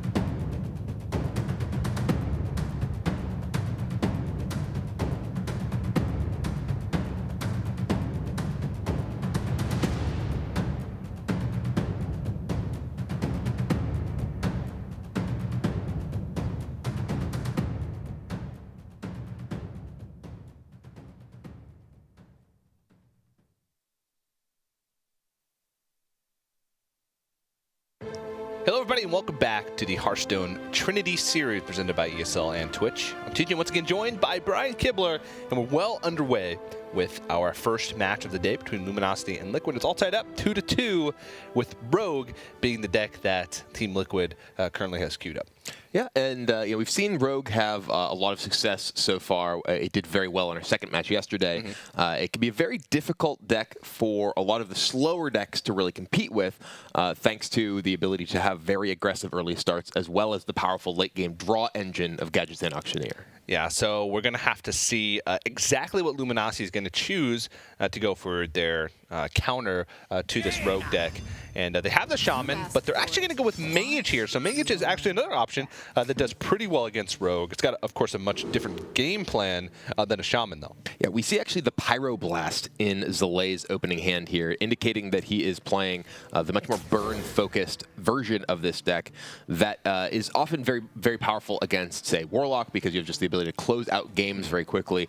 Pyroblast not really a card you're looking for against Rogue, but even then, sometimes the way that you do win the game is not necessarily grinding your opponent completely out of resources, because the Auctioneer can make that very difficult, but just closing the game out with those burn spells. We see, unsurprisingly, Kazakus kept in the opening hand. We were saying a little bit yesterday, I think that's the only card that I can think of in any kind of control deck that you basically keep in your opening hand in every single matchup. Yeah, because of the flexibility, it can always find a use. So Kazakus is a fantastic addition to those Highlander-type decks. But Team Liquid with a pretty fantastic opening hand here, maybe ignoring the saps, but Edwin Van Cleef and early Edwin can definitely snowball a game, and Pirates in the early hand is always something that's a welcome sight to Rogue, especially small 10 Buccaneer. Yeah, Buccaneer is very powerful because not only does it get in a lot of damage, the patches along with it kind of forces your opponent to use their early turns awkwardly, and yeah, putting the clock on right away, Buccaneer getting in for 3. But this hand we see from Zalay, one of the reasons that Reno Mage has a lot better chance against the Rogue than Reno Warlock. You have a lot of cheap removal that can deal with these early minions. You're not using your life total as a resource, and the hero power interacting, as we saw against the patches, allows you to really slow your opponent's game down. Yeah. Play it slow, and because of all of that removal, a lot of times they can make it to the later stages of the game. We'll have to see exactly what kind of deck this is. As far as like the late game decision making, because we talked a little bit about yesterday about some of the late game tech inclusions. We saw Pyroblast, but cards like Igmaster Solia, Medivh, cards like that can definitely be flexible slots in Mage depending on the meta. And this is one of those meta that's definitely going to fluctuate across the 7 weeks of play. Yeah, speaking of the metagame, we actually heard Luminosity talking last game about how they expected only one sap in most of these decks, but we actually see 2 in Team Liquid's hands, and now their early aggression has been stopped. Let's see what Liquid's plan is. You don't keep Fireball. Yeah, that's fine. That's okay. VN, Vape Nash. Do we attack? No, we're fanning next turn or vaping. Vaping. Wait patience. I think so too. And then next turn I have Forgotten Torch. Gonna have Villager next turn. Yeah, he definitely has Villager by making this play. So if I Kazakus for a 5-mana potion, and he plays Team Villager, the AoE for 4 players. Yeah. Maybe honestly, we just get the Kazakus mana out of the way. If I Kazakus and he backstab Tomb Villagers, that's still fine. You if just we hit- bolt one and torch the other one or something like that. yeah. Well, that doesn't Weird. deal with it. We're still taking 1 million. well, we can get the 4 AoE. Yeah. I think we just go Let's for Kazakus. Let's Kazakus while we have Yeah. time to think. Alright, I'm taking a 5 potion. It's freeze 2, draw 2, plus 4 health. Draw 2? I think I'll draw 2. I'm taking draw 2. Alright, next one is deal 5 damage over give your minions plus 4 health and summon 2. The deal 5, right? Yeah, we got a shitty potion. Our potion is deal 5, draw 2. Holy fuck. We did not get the good juice. We got like like a little kid's juice box is what we got. Like we wanted to get like a gallon of like freshly squeezed orange. We just didn't. Can we just remove that? The Ink Master's good. Yeah, we're gonna Frostbolt Torch, right? And then next turn he plays an Azure Drake and we Kazakus potion it. Yeah, I like that. Yeah. Oh man, imagine if we took 10 juice now. Oh. Oh. Oh. I mean, to be fair, our options would have been just as bad, right? Just had the soul read on our deck. Like, yeah, we're gonna draw Ink Master next turn, and the potion's gonna be a brick anyways. Don't worry. Percent? Not the juice. It is a juice, but not the juice. It's like the kind you get like an airplane or whatever. They give you the little thing that's kind of not even really a juice box. It's Sugar like water. I don't even know what you call that. Yeah. The little thing with the tinfoil lid or something. Those are never good. Yeah. But you're a captive audience, so you can't complain about the kind of juice that you get. Well, you can. You can. Like, say on air on a broadcast the next time it comes up. Where nobody on that plane is listening. Listen, Delta. Well, listening. There's a Tomb Pillager that Luminosity thought was coming. But it wasn't. Yeah, it was not. What they thought was a Tomb Pillager, I think, was actually the Edwin that was in the opening hand. They were assuming that a Tomb Pillager had been kept. Although, actually, it wasn't necessarily about having been kept. It was because of the play. It's specifically the sequence. Yeah, they made a big play, with right before turn 4, which usually means that you have a Tomb Pillager to follow it up. Speaking of big plays, this is a big play. Ink Master into Firelands Portal. This really gives the tempo massively over to Luminosity here. 2 5/5s in play. Team Liquid really needed something better than that small-time Buccaneer. They're looking for Auctioneer very soon. Yeah, let's go ahead and listen into Team Liquid to see what they're thinking about with all these spells in their hand. Yeah. And hold back on Buccaneer, right? Yeah, we don't need to play it into. Yeah, we can't have this, right? Yeah. Oh, we don't, because we have big, yeah. I mean, we're kind of close to lethal. If we get Leroy, we have lead. Wait, really? It's 18, 19 with W. 12? Yeah, it's 20, right? It's 6. 19. Oh, yeah, it's 19, you're right. Wow. Why? We have Alex? Yeah. That's your logic? Okay. Jeez, That that's just weird. tells him we have Alex. Are you really that scared of like Vaporize or whatever? We're gonna have to go face eventually anyways. We might as well hit face. Let's hit face, because then we can go secret 5-drop if it's just... Yeah, I'm gonna go. Okay. hit face, hit face.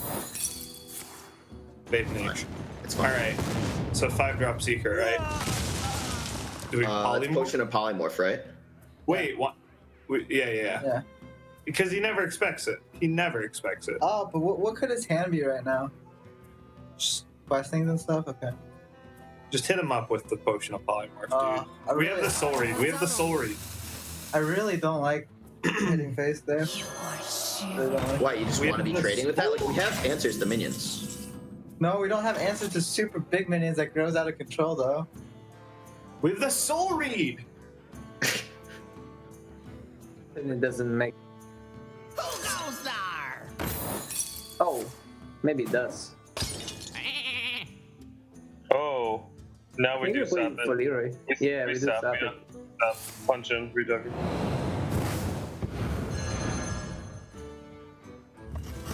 Wait, it doesn't make sense to conceal the sheep. No, we telegraph it, right? Yeah. I guess they know anyway, right? Conceal the shit. Oh my gosh. They have the soul read, they're going to conceal a sheep. I got the soul read, man. Well, that's a lot of secrets for Luminosity. It is a lot of secrets. They're very secretive. Yeah. But really not much to do. Probably, replaying the Cryomancer. It's really the only big minion. They can just Alex to face now. They saw both saps. They know that Team Liquid's hand has to be super awkward because of the fact that, they've pretty much just sap past for 2 turns in a row effectively. Mm-hmm. So their hand has to be a lot of those situational At the same spells. time, though, you kind of have to be afraid of that handful of situational spells being exactly what it is, which is a bunch of burst damage. Yeah, if we they do were- see there's 12 damage from the 2 Cold Bloods and the Eviscerate in the hand, and if they do pick up Leroy, that's just lethal. Yeah, that's true. That's very true. Out on me. So maybe they feel like Ice Block is a necessary choice here, or Ice Barrier along with that 5-drop. Proactively playing a 5-drop before you play an Alex would also give you the option to Alex and then attack in for 5. to more efficiently, place that damage. Yeah. I really like this play from Luminosity. It's very safe. You have Reno Jackson in your hand. There's no need to just go offensive with the Alexstrasza here. You are in a position that unless your opponent gets enormous draw with Gadget Zan, you're almost guaranteed to win the game. Sure. So I think that Luminosity is playing it safe here. And Liquid, they're really digging for that Gadget Zan.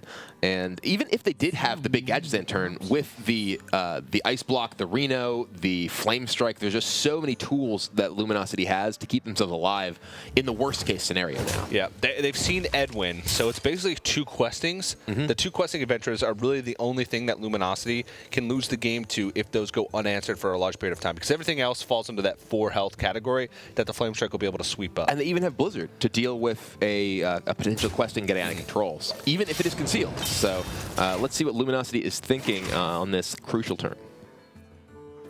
Yeah. Let's go. I bring life. It's in Power Blast range. But, I got the best deals anywhere. I guess we called it the sheep. Double it is the Drake. Clear everything this way. Let's hope we get after double coin we get a questing. So Do you go double auctioneer? no, we You can't. want- We need to double it is the No.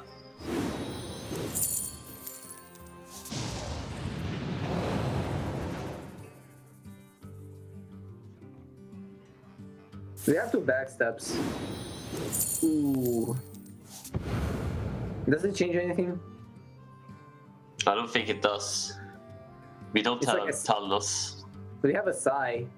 Like if you, for example, trade conceal first, you can get after backstab. We need to backstab it. I think we need to backstab it. We might say the.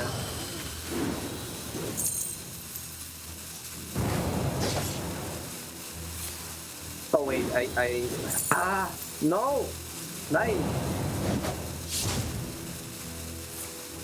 I actually pressed the coin. This guy's toast.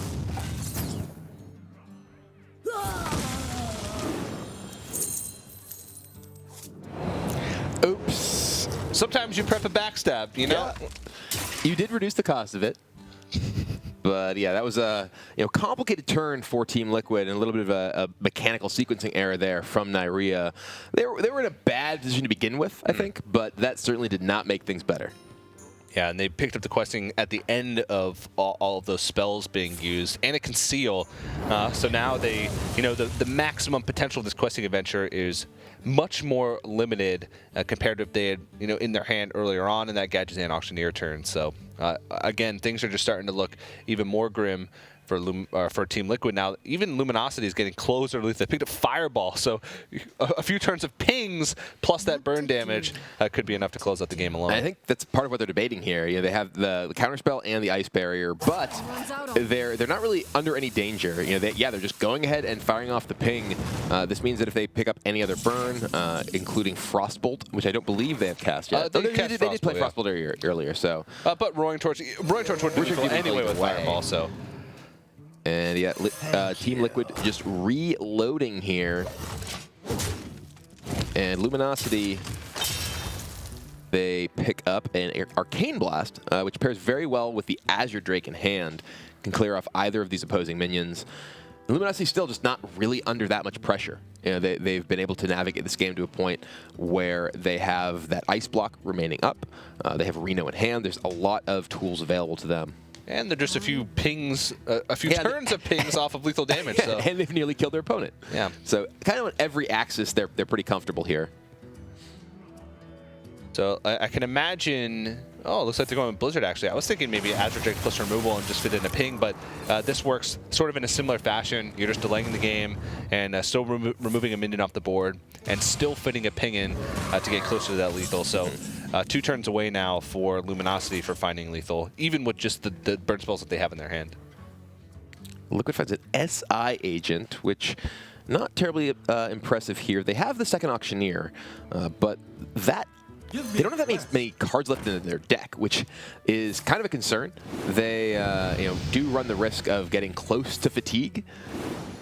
And yeah, they're just going to go ahead. Yeah, we see there only one card left in the deck. Going to grow this questing, but they just don't really have enough damage left. Yeah. Even if they just get fireballed this turn, Ice Block breaks next turn, they'll just fatigue the following turn. So this is pretty much just going to get closed out thanks to the Ice Block protecting Luminosity for an additional turn. Yeah, so it appears that this Rogue deck from Team Liquid runs a single copy of Conceal. I can imagine the last card is Questing Adventurer. Well, they have 2 saps. So two saps. The 2 saps generally and the SI agents as well. So there are a lot of competing slots there. So only room for a smaller number of the conceals, or perhaps they have 1 questing, but generally you tend to see 2 of those in the same deck. Yeah, I think this deck usually does a little bit better against faster decks because SI agents can help you contest boards early, but also Questing Adventure can help early on as well. Well, it's important to note they also did leave Shaman up, which means it's more likely that they have a deck that is targeting smaller minions, like the presence of the SI agents, for instance. Yeah, and here, Luminosity just going with Reno Jackson, ping you, and Team Liquid will draw their final card. They're not going to break the Ice Block, and then Fireball should just finish them off next turn. It's a backstab. No, it's second backstab. So they have 1 Questing Adventurer, 2 copies of SI Agent. Interesting, specific card choices we see from these teams in this different format. Because in some cases, you see decks that are basically just straight off ladder, but some teams have made different decisions regarding their card selection based on the fact that they have those bans. Yeah. So Team Liquid going to try and decide here the best course of action, but it's, pretty grim at this point. They just have to hope that Luminosity doesn't have any burn and that, the minions that they have on board are going to survive for multiple turns to be able to not only get through the health, but also get through a full turn for the Ice Block. And Leroy's their choice here, just to trade into Reno and most likely try and clear off some of these minions in order to try and push as much damage as possible on this turn. But it is all for nothing. Yeah, we know that Fireball is waiting in the hand, and combined with either the ping or even just the 1 point of fatigue damage, or that 1 point of damage, it's going to close out the game for Luminosity next turn. So those pings are paying off, and it will be Luminosity taking Game 5 and taking the lead in this series. Yeah. Pretty expected. They got to choose that deck, and Reno Mage usually has pretty good matchups against Rogue. Multiple win conditions, either the War of Attrition or, trying to go for a plan there where they burned. That was sort of both, where they got the damage, and they also sort of just ran Liquid out of threats. Yeah, and we saw, I think, the specific card choices in the Liquid deck may have hurt them a little bit in that matchup. SI Agent fairly weak against Reno Mage, whereas if they'd had additional Questing Adventurer, additional Conceal, they may have been in a better position to make it a big threat that could survive the burn from the Mage deck. All right, well, now it's up to Team Liquid to decide what they're going to use to go up against the Reno Mage. You could take a look at the rest of Luminosity's lineup here. 3 wins now, which means since it is a best of 11, they need 3 more in order to win the match. And they have Shaman, Priest, Mage, and Druid remaining, with Reno Mage being, of course, the deck for the next matchup. And taking a look at the side of Team Liquid, they have to decide what's going to go up against that Reno Mage between Jade Druid, well, assuming Jade Druid, but could be different since we did see a Kun Cthulhu yesterday, Mage, and Warlock. If it is Jade Druid, probably that. I would guess that regardless of what Druid that is, it's pretty good against Reno Mage, because Jade Druid is quite strong in terms of making the Reno Mage deck unable to win via attrition, and then the combo Cthulhu, well, not necessarily Cthulhu, but the combo Kun decks, the Aviana Kun decks that are looking to win the game in a big burst, those are often even better than Jade, simply because they make totally insurmountable boards and also throw a ton of damage at you in a single turn. Yeah.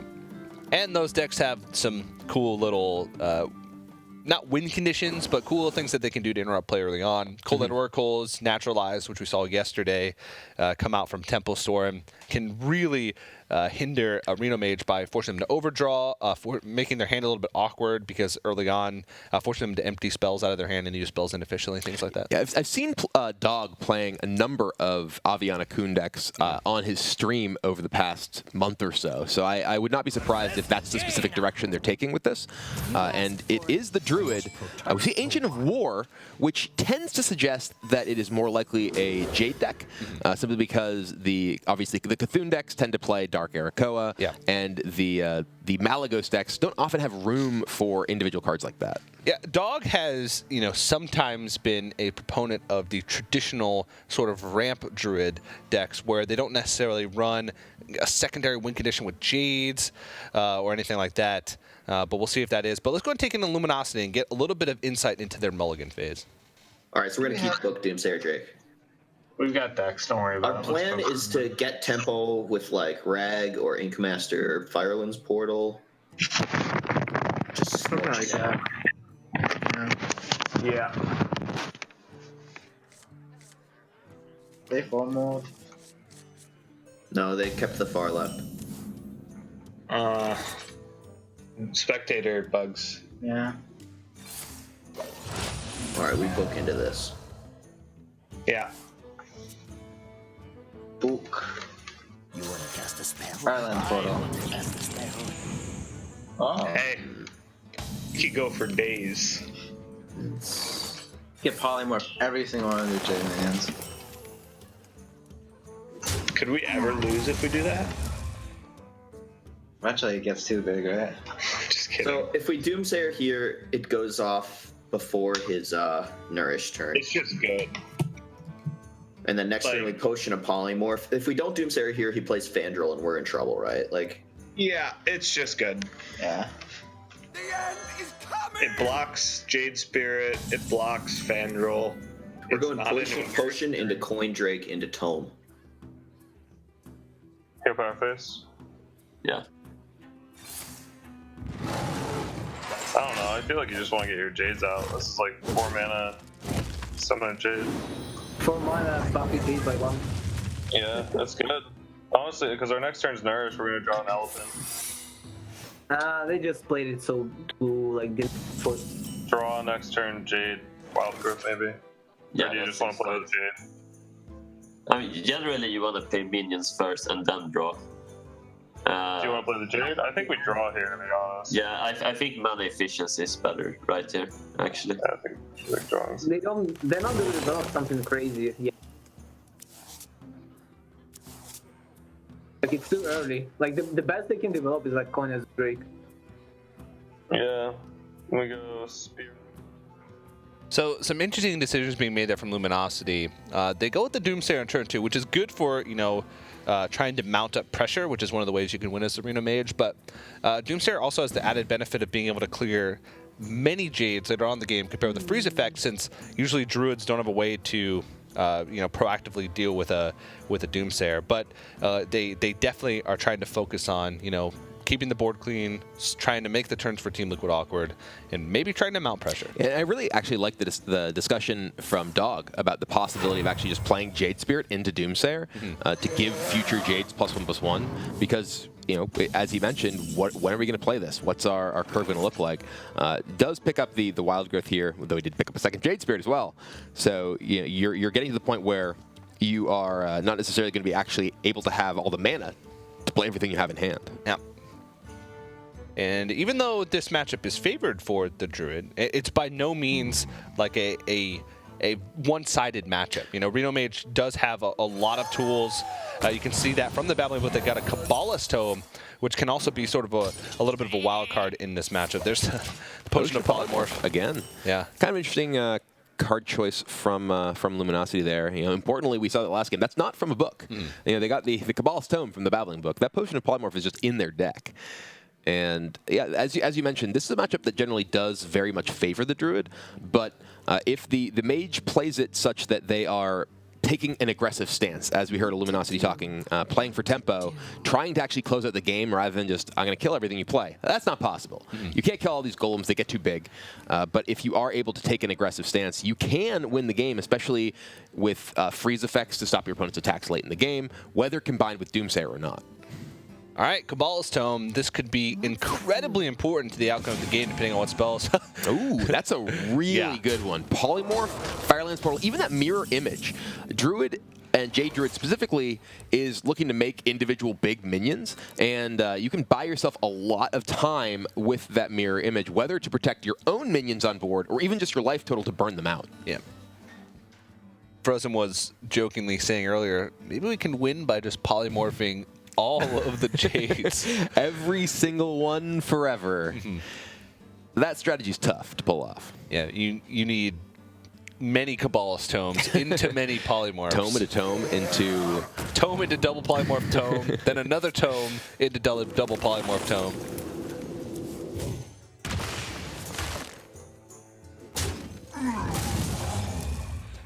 Well, let's take a listen into Luminosity, as with that Kabbalist tome, they're going to have some tough decisions coming up soon. Kazakis Loot Hoarder. Yeah. Unless we don't care about overdrawing and we want the potion that Care badly. about overdrawing. No, we don't care about our next turn, so we really don't wanna. We don't need to.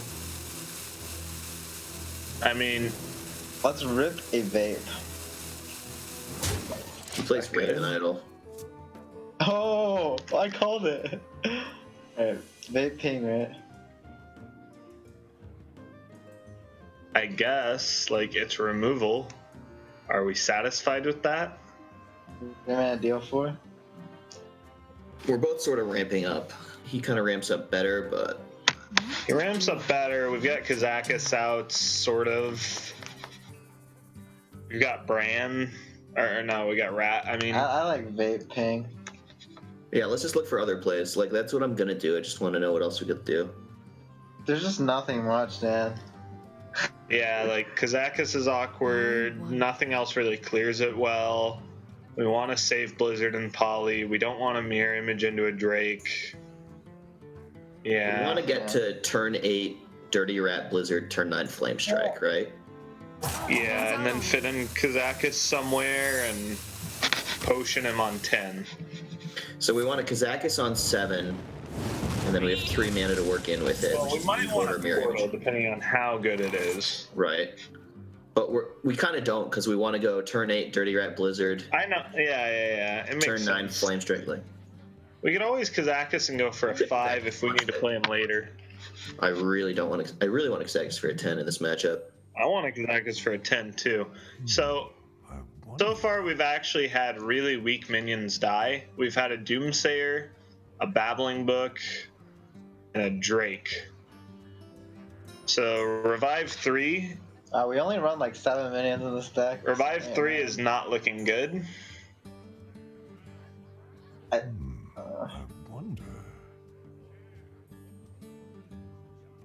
Basically, we have to sit here and stall to find some kind of way to actually pressure the guy to have any hope of winning.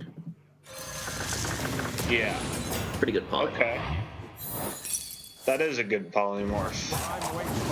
I wonder why he played it first. It's just bad in the entity. Huh. You think we would play Entity? Ooh. I think so. Like I said, once you see Potion of Polymorph, things kind of go out the window. How about Poly Loot Image? Yeah, that's what I'm Seems- looking at. Good to me. Get the image out while we can. Yeah. Seems really correct. Protects the loot.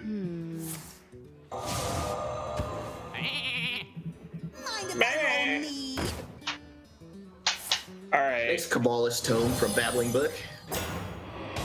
It's good stuff. I wonder when Chalky's going to get a job as a voice actor. Nothing makes me happier than hearing Chalky try and imitate Hearthstone cards.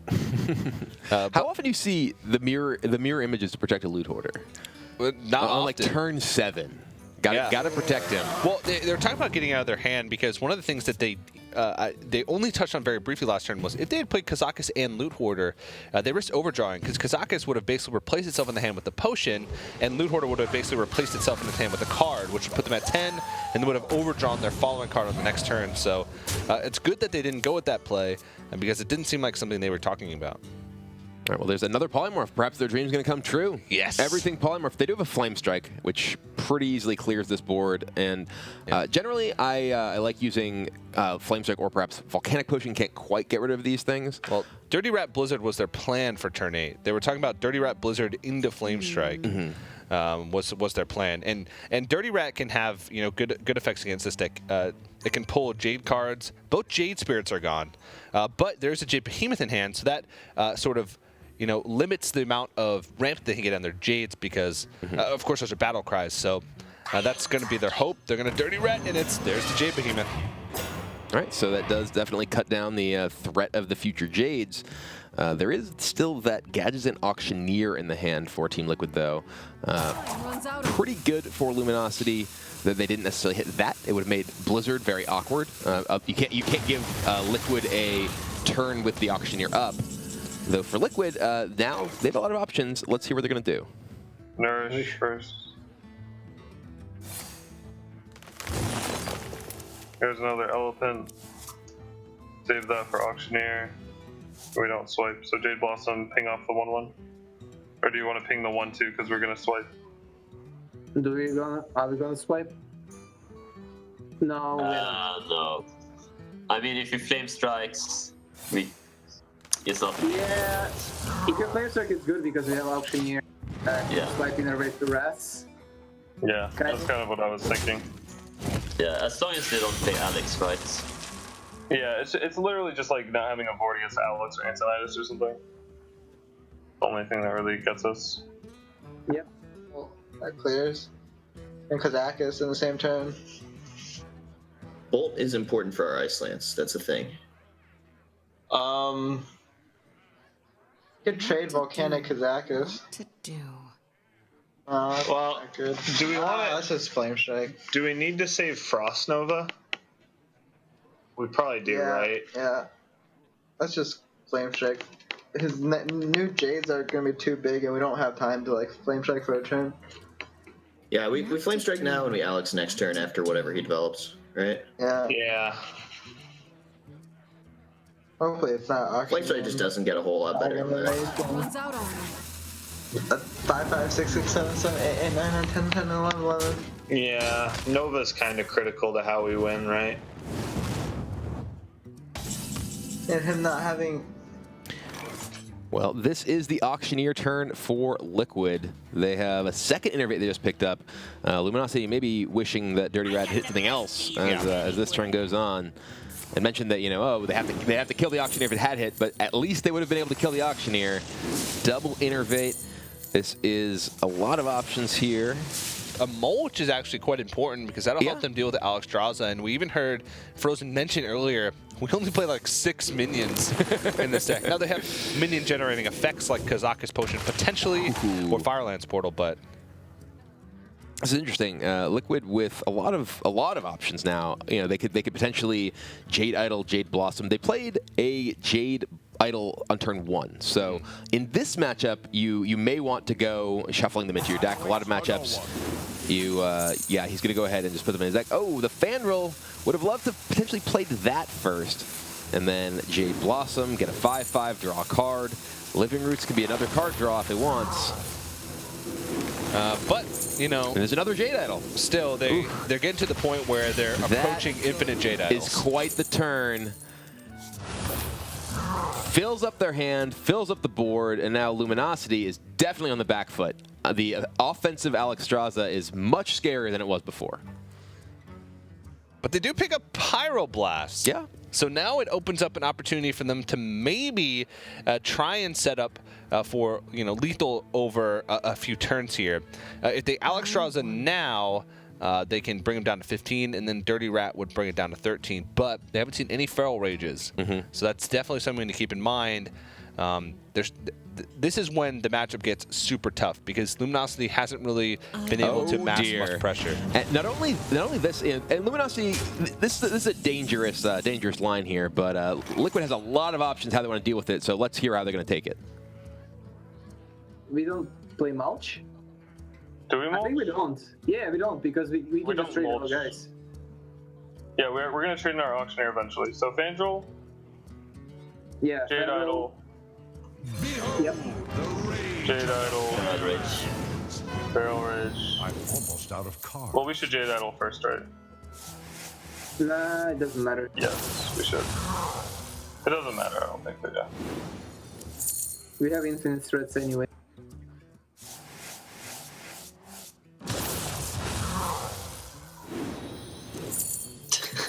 So I trade an auctioneer now, right?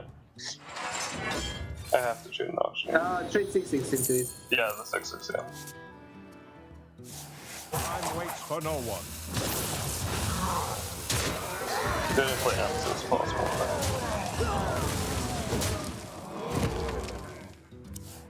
That doesn't do anything, That's right? Reno Waxen. So do we portal Nova?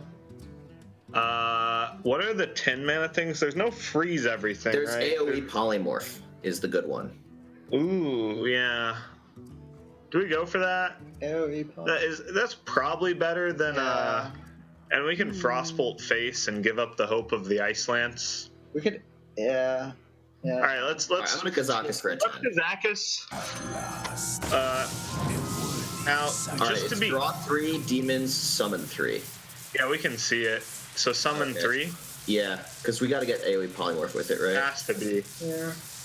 We need. Yeah, We don't have time summon for that shit. And we got Okay. sheep, so we're good. So we got the Mystic Wool. So we're gonna pick that, obviously, and then we're gonna frost the draw. Okay, I'm just gonna pick it I now. want to be clear, we played Kazakus just to get the voice clip on the ESL stream. Follow my Twitter at Chalky_HS. All right, so I frostbolt face or pink face? I think I pink face. Okay. I'm looking at this Firelens portal. It's gonna be played in a turn with Frostbolt and Ice Lance, right? That's the thing. Okay, that makes sense, sort of. But we can ping. Like, we still have the Solia dream, right? The Solia and Ice Lance consecutive draws. What 3 do we want to respawn? Actually, we kind of want Doomsayer, right? When we Kazakus push in a bunch of sheeps, he can't develop the board if we don't have anything there. Right? Both rats are gone. So if we leave him with a board of 1/1s, he actually might be fogged for multiple turns. Oh shit.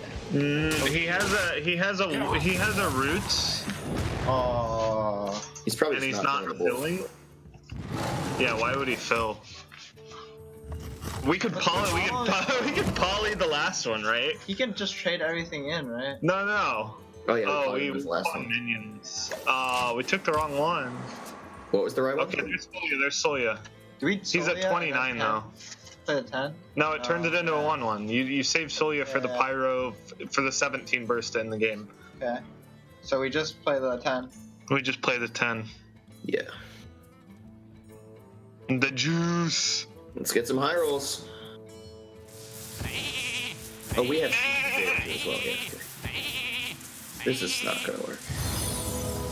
Oh. The taunts are kind of sick. No, they're not. Why? Yeah, they're not. They're not. All right, fuck. All right, so good drives we have. Jack's on fire today. He is. Never wasting a moment to to give a plug there. But I like their plan with the Mystic Wool, but Team Liquid seems like they spotted out quick, didn't fill up their board. Just trying to pace yourselves. I mean, if you have a 7/7, an 8/8, and a 9/9 on the board, do you really need a 10/10? You don't need more, no. And Liquid has a deck full of Jade Idols. They're just going to be able to keep on marching. And yeah, these are going down. We're going to get the board filled more with golems. Not quite filled, so they have room just in case. But yeah, we've seen the Mystic Wool plus the Blizzard plus the Frost Nova. There's really no more cards that can just totally deal with this huge army here.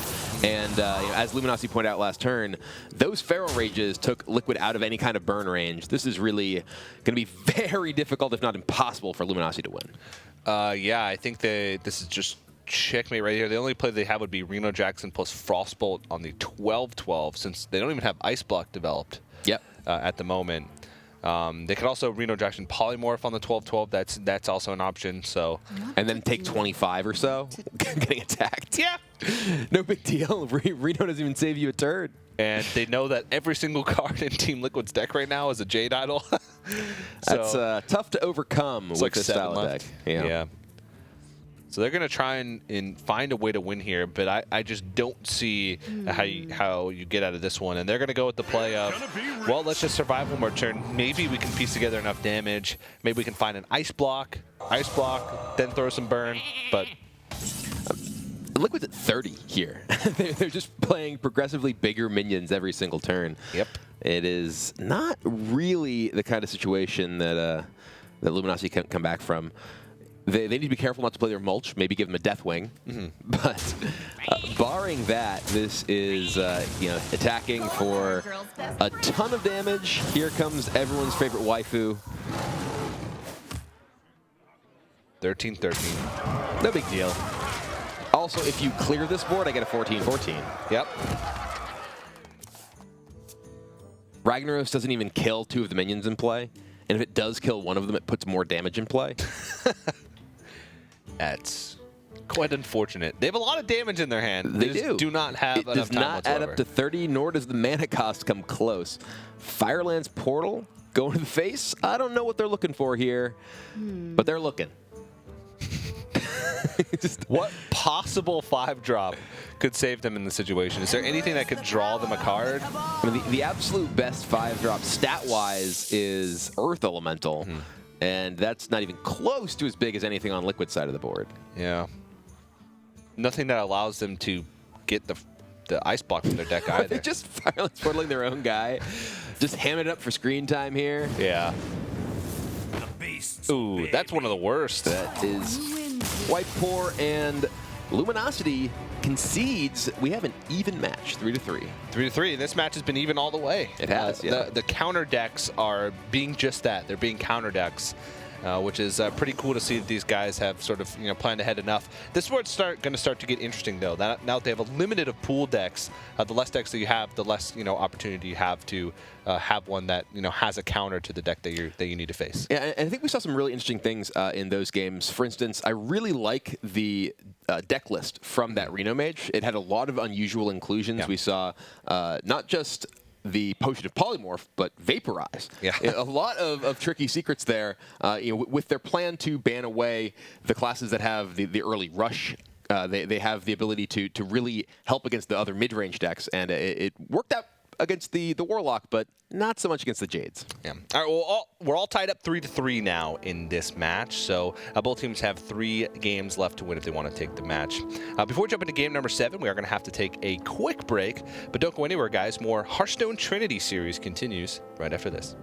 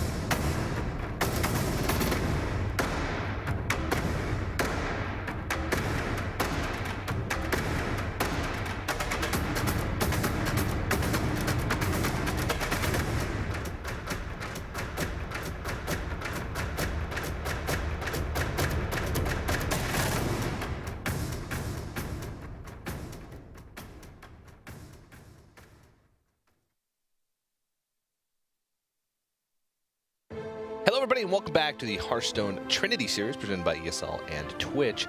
My name is TJ, once again joined by Brian Kibler, about to jump into game number 4. And this is where I think one of these teams is going to start, or sorry, game number 7, trying to find their 4th win. Yes. One of these teams is going to start to break away from this series and start to take a lead. And with Luminosity having Shaman left.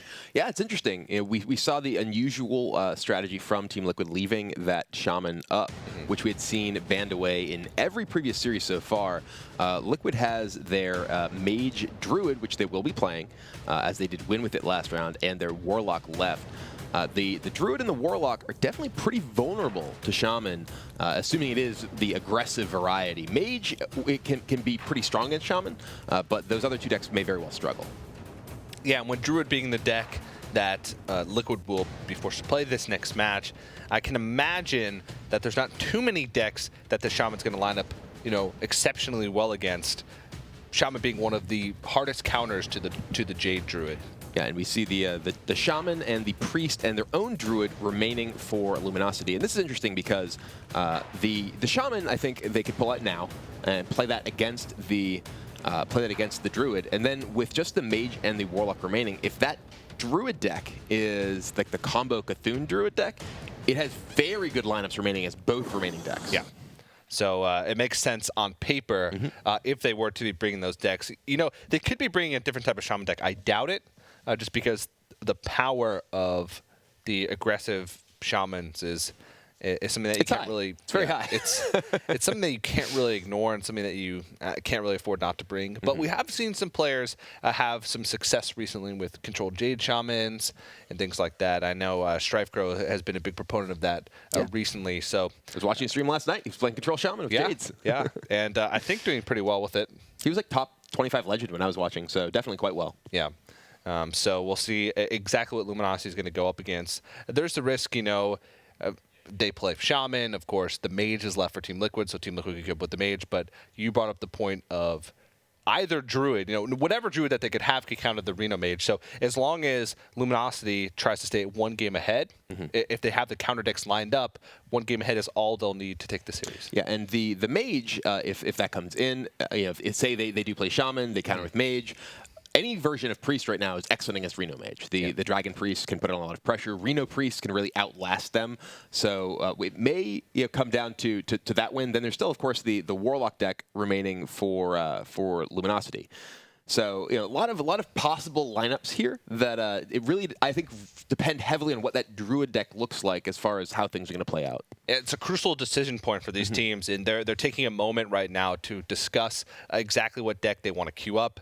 Luminosity going over their options, probably discussing exactly the points that we're making here, but probably with a little bit more advanced knowledge of their decks. Well, they know they know the cards in their decks. We don't. Well, mostly they know the cards in their decks. Well, it I would actually hope so. will be the Priest deck coming up for Luminosity here. Interesting. I wonder what this means about their Shaman deck. Maybe their Shaman deck is not, in fact, that aggressive version, or perhaps they're holding onto the Shaman deck to play maybe against the Warlock. Maybe their Druid deck is Jade, and they don't feel comfortable having to queue that into something else. Yeah. So anyway, let's listen to Team Liquid and their decisions in the early game. It's so bad to paint. Yeah. Yeah, You wanna- like the Drake. Yeah, you want to innovate Drake because it contests everything. And then we can actually utilize the Librelux because we cannot play it turn 1 because it does nothing. It doesn't do anything, yeah. I like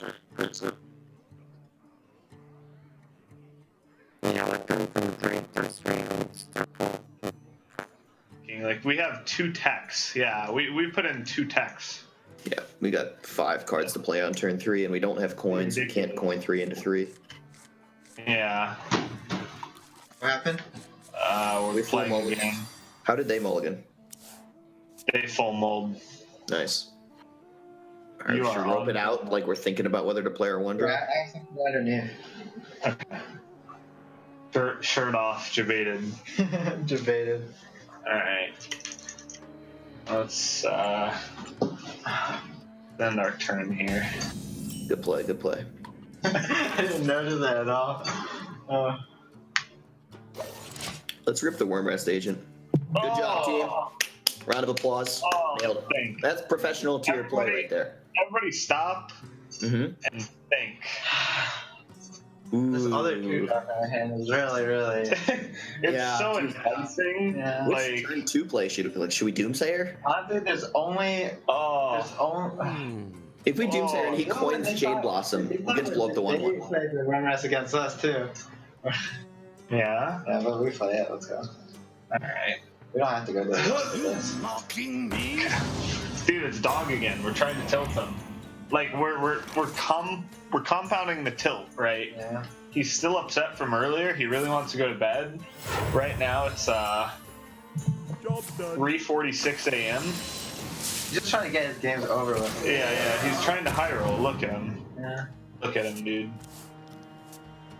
Well, we got a little bit of an insight into the strategy. Pro strats from Chalky there. Yeah, they're again, if you're just tuning in, we mentioned earlier, all three of these guys, Chalky, Frozen, and Dog, are playing from China because they're competing in an event over there. So getting quite late for their matches, testing their endurance. As well as their ability to draw one more station on turn 2. Yeah, We're celebrating earlier. It's a round of applause. Everybody stop and think. Yeah, and Dog here, they choose to play that Azure Drake. Very difficult, generally speaking, for Priest to remove in the early game, though he doesn't have much of a follow-up right now. And Luminosity, they have the Talon Priest. They can buff this up. Makes it harder for the Azure Drake to solo this team, but it's actually going to go ahead. Ooh, this actually kind of works out well for Liquid here. They can go ahead and use the Living Roots and attack and clear off the board if they so choose. Yeah, start fresh, I suppose. Could even get a Jade that'll allow to start to get those Jade Idols rolling, which is actually really important because they may not necessarily have managed to do so. If they're going Jade Spirit next turn, maybe they would be able to fan roll Jade Idol the turn after. But sometimes you want to be a little bit wary of putting Jade Idols in your deck early on in the game because it sort of it sort of dilutes your deck with draws that you may not necessarily want.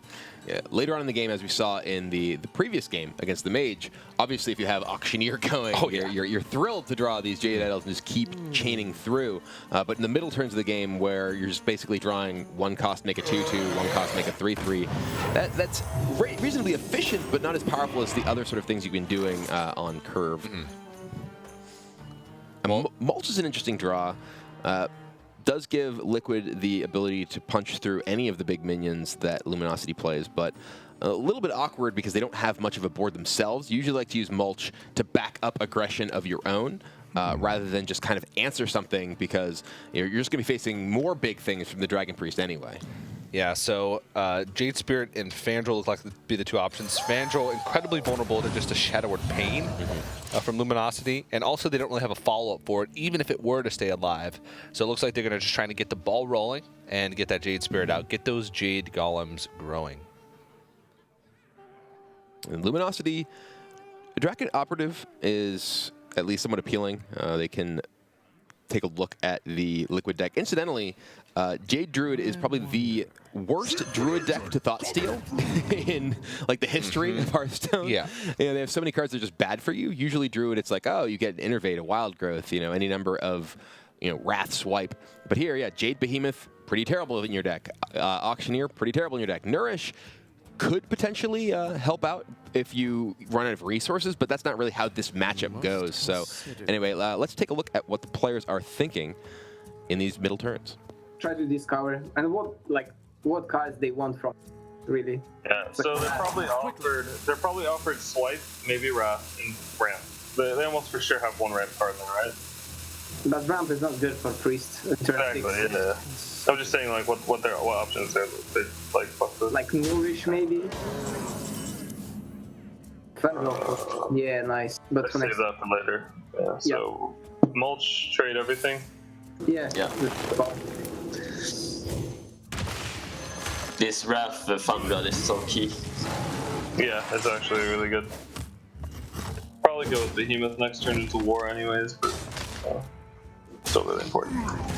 I mean, if you'll go for Drake, we probably go for... Actually, we still go for Behemoth. Nah, maybe not. Because we'll have like 3 attack targets.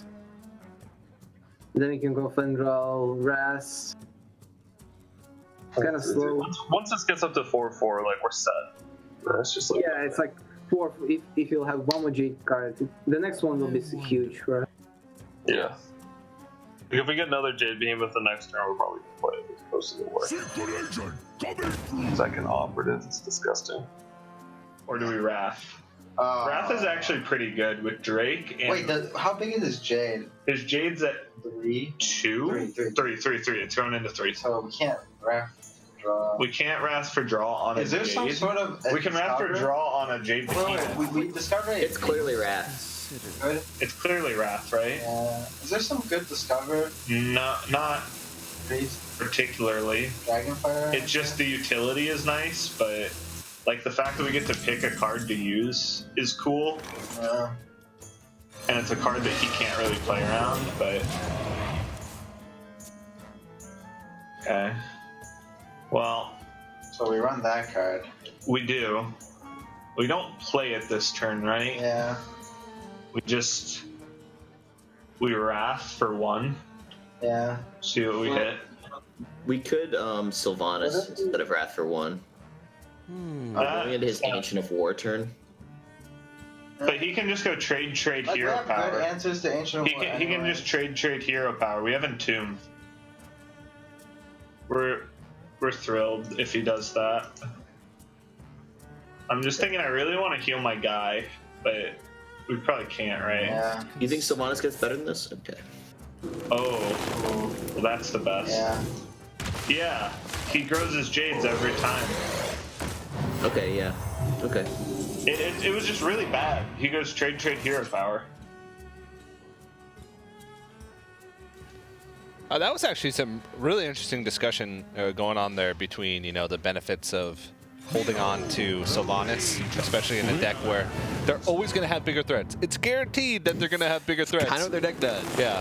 So pretty cool to see. Also, they run Entomb. Yeah, the Entomb draw is quite interesting because it does mean that, you know, Luminosity has made a number of deck building decisions in this particular Priest deck with the format in mind. You know, you generally don't see Entomb in Dragon Priest on ladder simply because it is quite weak against the very aggressive decks, but it's much more powerful when you are playing against other slow decks as well.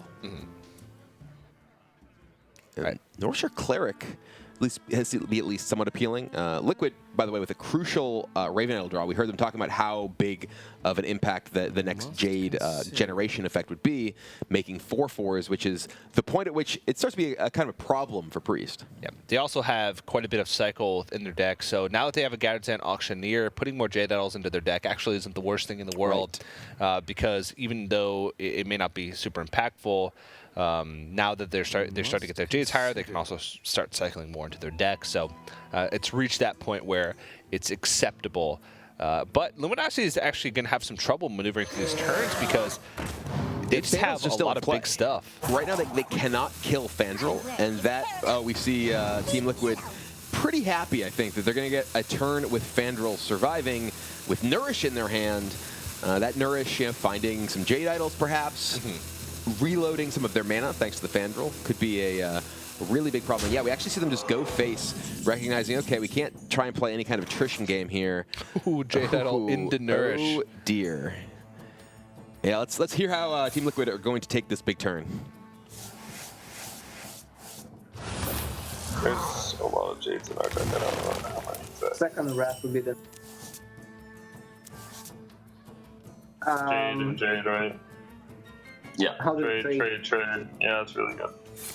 Yeah, we just keep the... yeah. Kill the Drake. Drake. Keep the Street Fighter alive. Yep. Super good. It gets bigger when I pull. Ooh.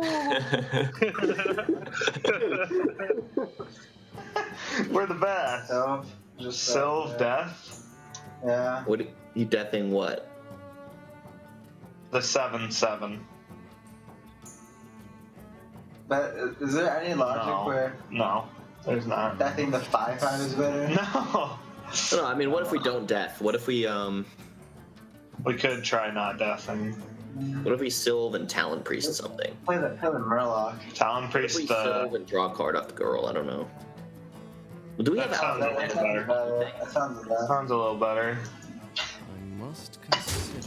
Like death always kills something. Technically, he can still start drawing. Oh, Deathwings are out, right? We have to discover a Deathwing off Netherspite Historian.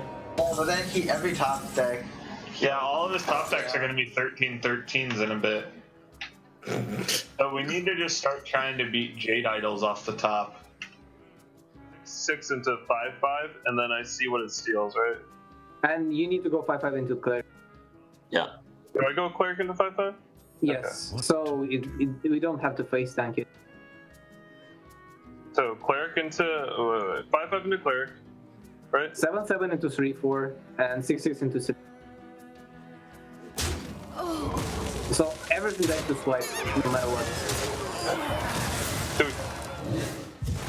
Nice. We don't even have Do I to swipe. take those? I think you Auctioneer. No, I just wore, right? No, Yeah, he can't deal with Auctioneer, but Okay, we're weak to Auctioneer or potion. Raven Idol spell. Wait, we're weak to potion if we do this. Yeah, I guess So we just war. war. Yeah, work hero power. Yeah. I'd be right happy to. Bigger when I pull. I mean, it's good when we like auctioneer Raven Idol, so we can get the next turn Jade Idol for sure. Well, still awkward turns for Luminosity here.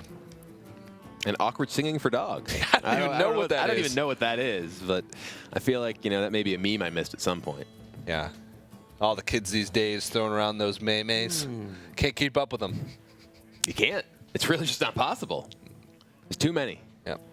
Well, they have the death to deal with the war, or Entomb. Entomb doesn't allow them to fit much of anything else in their turn. Yeah, but I mean, as Luminosity was saying, they're just going to get to the point where Liquid is just playing monster after monster.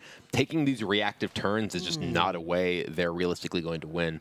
Yeah. I think Zalay said that what they really need to do is find some way to get another Spite Historian, discover Deathwing, and maybe that can get them back into the game. But right now, it's looking dire.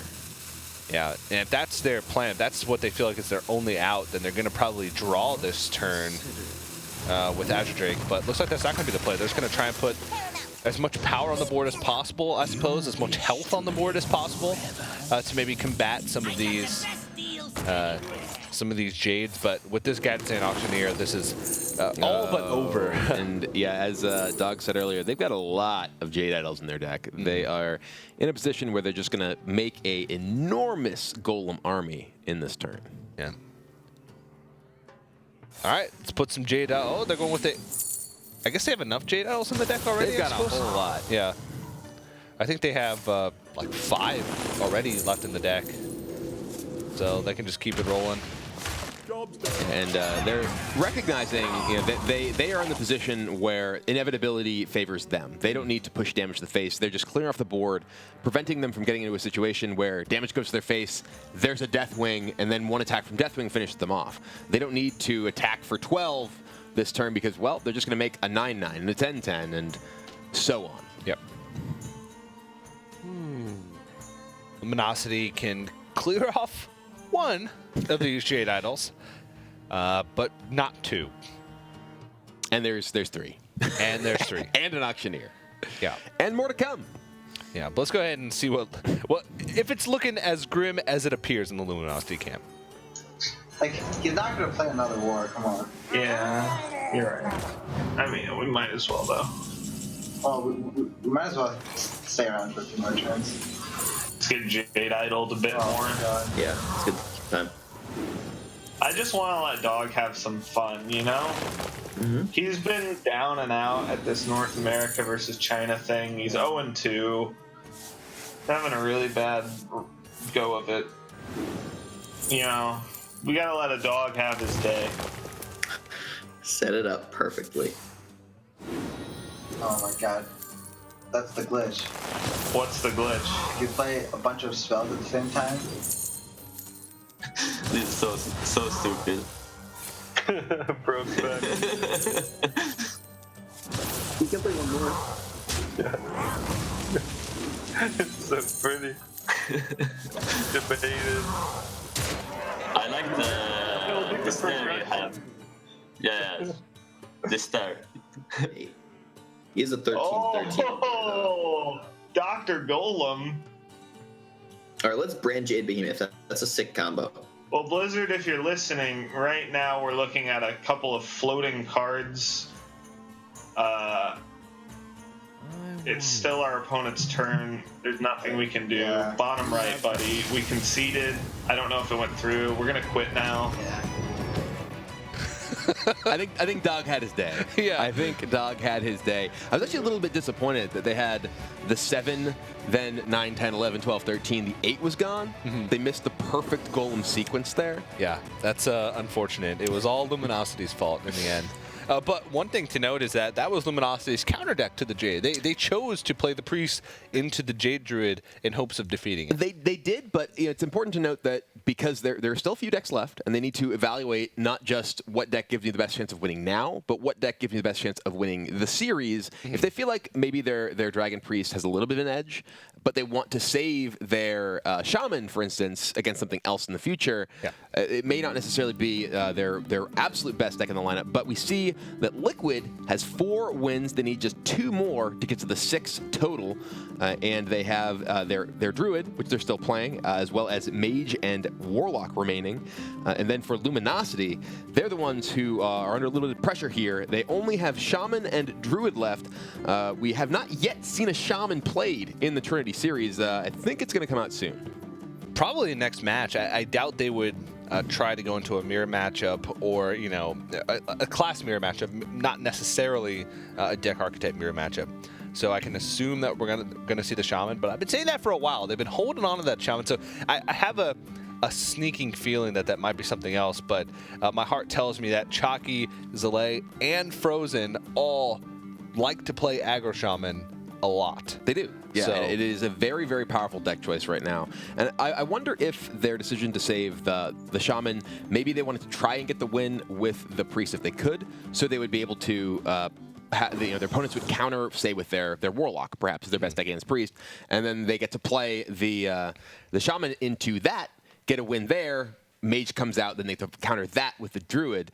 So being able to pick your matchups like that, even if you give yourself a slightly less chance or slightly lower chance, or even maybe a much lower chance of winning that specific game, could line up future matchups that are better for you.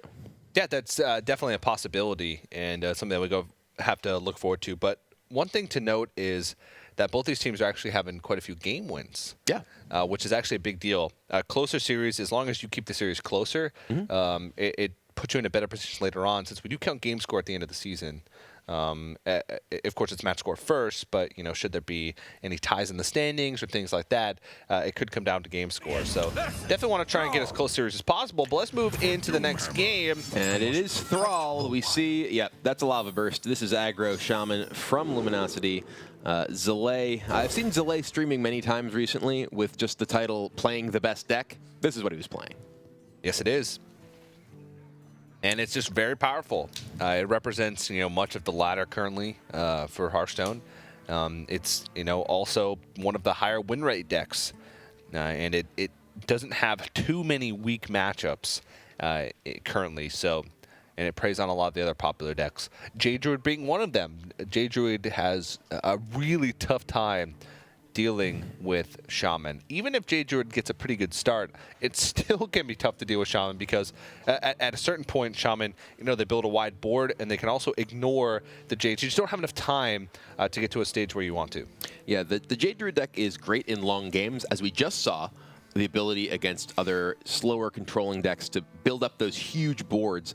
You don't have that time against Shaman. You don't have the ability, the luxury, really, to get to the point where a card like Gadgetzan Auctioneer is going to win you the game. Yeah. You need to defend yourself early, and when you're playing 1-cost 1/1s, 4-cost 2/3s, Razorfen Hunter isn't a card that's going to beat most constructed decks, let alone very, very good aggressive ones like Shaman. A more expensive Razorfen Hunter. It is, yeah. Well, next one, we'll give him a 2/2. So it's a little bit better than the Razorfen Hunter, but for 4 cost. So, but yeah, we see Luminosity.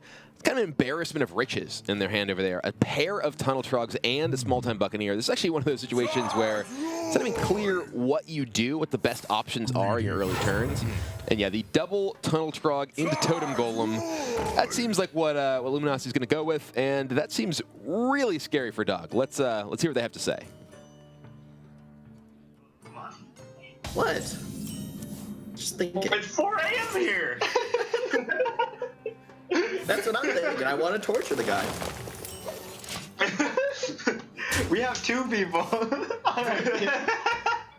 Torture guns. All right, let's talk all in Play the totem golem zone. Everything's safe. Anyway, what does trading play around? Wrath. Wrath. No. No. We have 2 of them.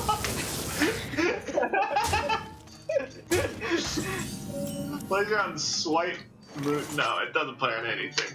It's just bad. Just bad. He's probably trade 1-1. Into what? To like, Nah, it's not worth it. It's not worth it to trade. Like, he's not gonna Yeah. portal here. yeah, I guess. It's only. yeah. It's I never only good innovate against wild Claw. growth, right? I hope No. we top deck like JB. No. We go for the top deck and. Or we like can just. So So how do we trade? I like whipping out this totem here. Yeah, I like a yellow totem. Whoa, you want a totem? Next turn we're gonna Jade Lightning. I don't like You totem. don't like I that? like Buccaneer much better than totem. We got healing totem, not draw, Yeah. right? But the other 3 are like clearly worse. Right. Spell power is okay. Not really. He plays Drake, so yeah, I guess. If I'm gonna that is an Buccaneer trade infinite the war, Everything else goes face. That's my instinct. What to do? I want to I trade like the 1-1 because of swipe and hero power and stuff, but do we want to give him the value trade on the 2/2 onto the Buccaneer? I think it costs too much to protect it. We don't. The Buccaneer's not that good anyways, right? There is little time. That value trade is very, very, very good. I wonder. So how do you want to Not prevent it? Maelstrom portal off the top. What do you think? I think we take the trade. I think Zalay decides. Oh, that's a lot. Oh, and we heard Team Liquid saying, "Oh, we just hope to draw the Ancient of War to innervate next turn," and they drew it. They did. I also liked the banter between Luminosity, where Zalay was just spending his entire turn casting those tunnel trugs. Chaki's like, "You're torturing us." Chaki, I think it was your plan originally to rope against Dog. Then and he now started to get tired. You realize it's backfiring. Yeah, he didn't realize at first there's 2 of them Oh, wait. in 4 a.m. This hurts us too. Yeah. But there is a lot of stuff on the board, and 2 Tunnel Trogs are part of that. So if they do play Ancient of War, they have to make sure that there's not an easy trade with, say, an expensive Overload spell like Lava Burst, which could, make it a little bit difficult for them. So maybe an Ancient of War and then a double attack into a Tunnel Trog could be good. But then they have to factor in weapons with the small-time Buccaneer, because that would be a super efficient trade should they have that. So Ancient of War almost always slated. I think most of their turn heroes probably spent discussing where to trade into, and it looks like a Tunnel Trog is it. So definitely like this one. Yep, big tree trying to get in the way, but we do see there is that Lava Burst, which is effectively 7, including the buff to the Tunnel Trog. So Tunnel Trog plus Lava Burst plus that Buccaneer could take down the big tree. It does leave Luminosity without good play next turn as part of the problem, though. Yeah. They have a Jade Lightning they could use, but no efficient trades into the 5/10 after that. They would effectively have to trade in their whole board in order to kill off the Ancient of War, so they do that. So I think it's got to be the Lava Burst. Yeah, which is unfortunate for the future turns for Luminosity because of the overload. Next turn they'll only have 3 mana with 4, 5, and 6 in hand, so not really the position they want to be in. That Ancient of War really coming up big for Team Liquid. Yeah, it's gonna be tough for them to fit in their Jade stuff as the game goes on. But Druids give a lot of time. That's one thing. So I think the Lava Burst and then the attack to the face with the Totem Golem looks like it's going to be the plan here. Hey, look at it's getting pretty low, though. Yep. Down to just 16. We're going to see what Team Liquid wants to do with their turn right now. Yep. Draw first. That's Maybe the we'll first get home. the roots. I don't think we trade though. What does it play around? No, He we didn't don't have Claw. Plays around Maelstrom. Nah, But it's like whatever. It's, We have the- yeah, it's whatever, right? Okay. Sure? Yeah. Like, he has 4 mana next turn, right? No, he has 3 mana. He has 3 mana. I mean, if you react to it, we just happy. It's only Portal, but if it's like Portal and 3 mana, it's like... Yeah, it's Yeah, super we need to fun. find our Feral Rage or our Taunt. Like, we're pretty low. I mean, he's just Lava Burst, so shouldn't worry too much about the life total. We should worry more. I guess that's a turn we could have thought about. Oh well. You wrap for 4 and full trade, right? Yeah. Oh, nice. That's a great draw. So they can't play Aya yet. They're 5, they just Doom Hammer us this turn. Then we go Nourish Draw, and then Feral Rage. Yeah. Because they're running Doom Hammer list, right? They have 3 Taunt slots and 1 Feral Rage. Probably. They probably have a Rock Fighter in hand as well. How are we winning this game? Their start was insane. I guess the Innervate was like really good there. Yeah, we had the nuts as well, right? Yeah.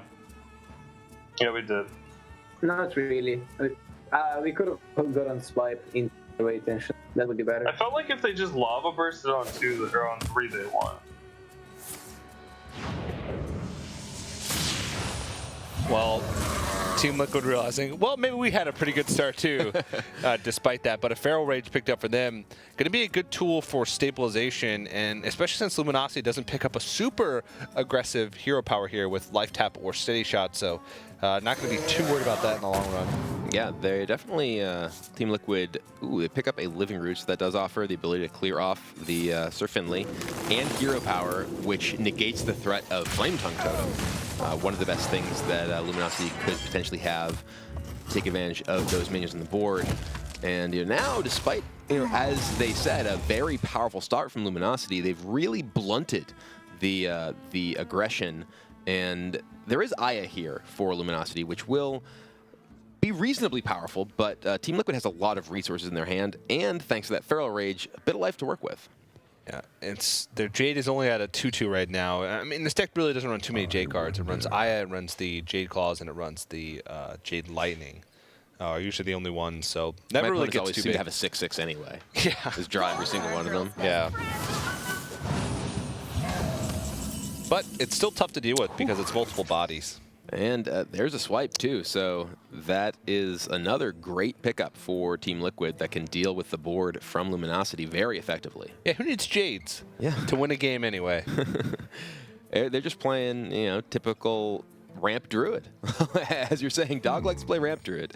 Well, the turn 4 Ancient of War, it had a lot to say about this game. Yep. Really blunting Luminosity's offense, and now Team Liquid is pretty firmly in control. Yeah, trying to decide the best way to maneuver this turn, and it looks like the Nourish is going to be the play, trying to get that mana out of the way while they still can, and multiple Jades drawn. So many tools for Team Liquid. Yeah, Luminosity needs burn after burn. They haven't drawn a weapon yet, which is a good thing to know. Probably Flame Tornado with no minions, not going to cut it. They can take down this Azure Drake with their hero power. Well, though Feral Spirits has to be at least somewhat appealing, getting some threats on the board. You need something to go with that Flame Tongue Totem. Yeah, an Azure Drake on the board is incredibly threatening, but they have seen a lot of removal. They've already seen one Wrath, they've seen a Swipe, they've seen a Living Roots, but with the Nourish and a lot of cards in the hand for Team Liquid, I don't think they want to risk getting their board, their last couple of resources blown out by a second Feral Rage. Now Team Liquid has really all the tools they need for this matchup.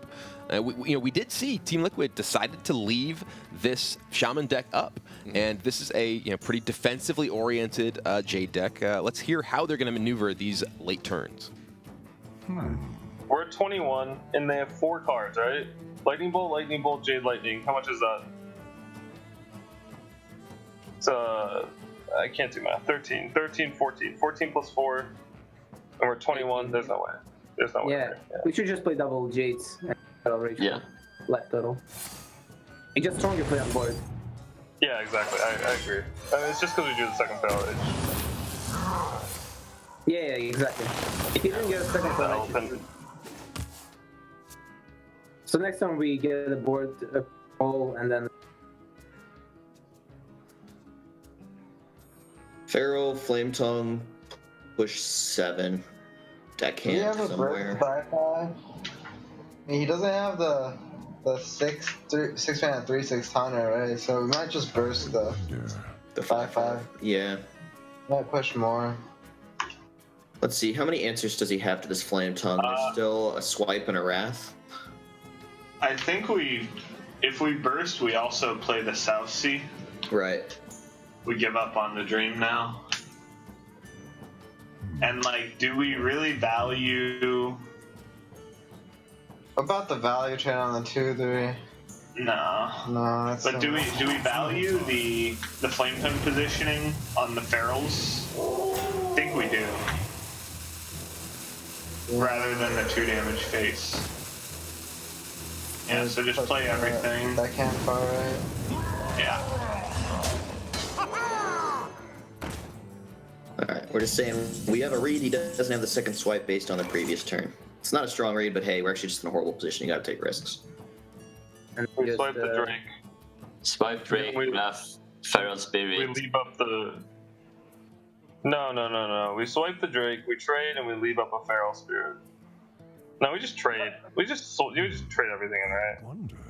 If you Raz that Totem and swipe the Drake, we can just trade everything and keep 2 minions alive. There's no point though. We just win if we play the swipe and trade Behemoth. I actually swipe Behemoth, yeah. Swipe Behemoth is better. And just trade everything in. It leaves up a Flame Tongue, but who cares? Yeah, it's like whatever. Yeah. It's just like, there's no way. The Elephant will destroy him. The Elephant will destroy him. The Elements. God, I'm tired. All right, well, the Elephants did destroy them, I guess. They turned it around on Thrall. Yeah. Yeah, and Dog has his day once again. 2 days in one match. Yeah, Wow. it's a long match. Yeah, for sure, and it's gotten really tired. Yeah, you can see there at the end. But that's Team Liquid taking a 5-3 lead, so they've jumped out ahead exactly as I predicted. And they defeated the Shaman deck. They did, yeah. You know, it is now 0% win rate. Shaman's fine. Don't worry about it, guys. Yeah, 0% win rate across our huge sample size of one Paladin game. is clearly one of the best decks, and Hunter's also undefeated. Yeah, definitely. But we'll see if Team Liquid can close it out. We're going to go do a very quick break, but don't go anywhere, guys. The conclusion to the series between Team Liquid and Luminosity will happen right after this.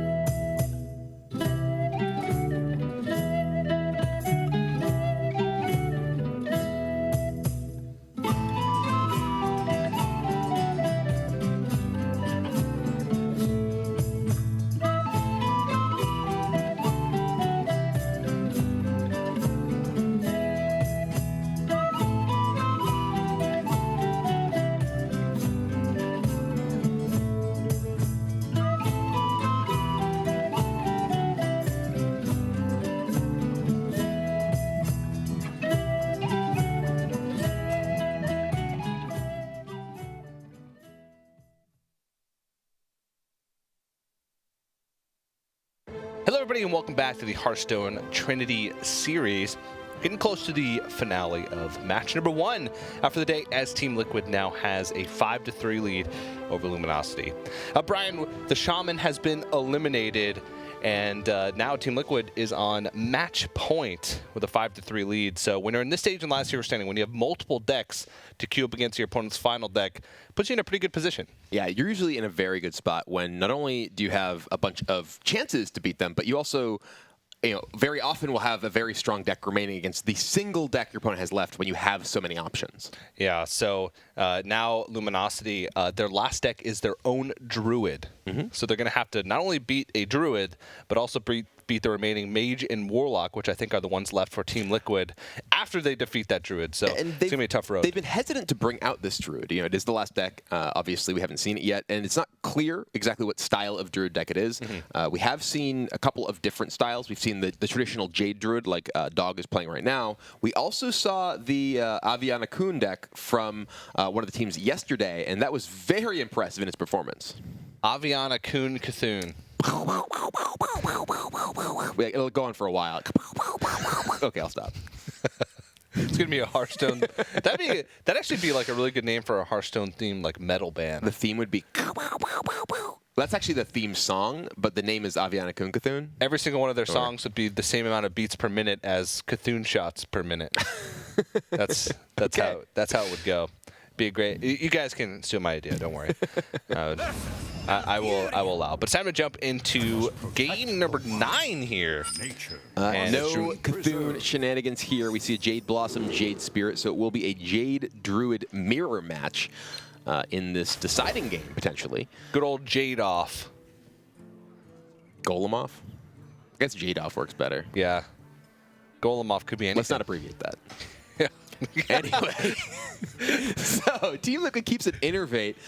Luminosity, Jade Blossom is an interesting card, particularly when you have the coin, because you can coin out the Jade Blossom and get access to the extra mana.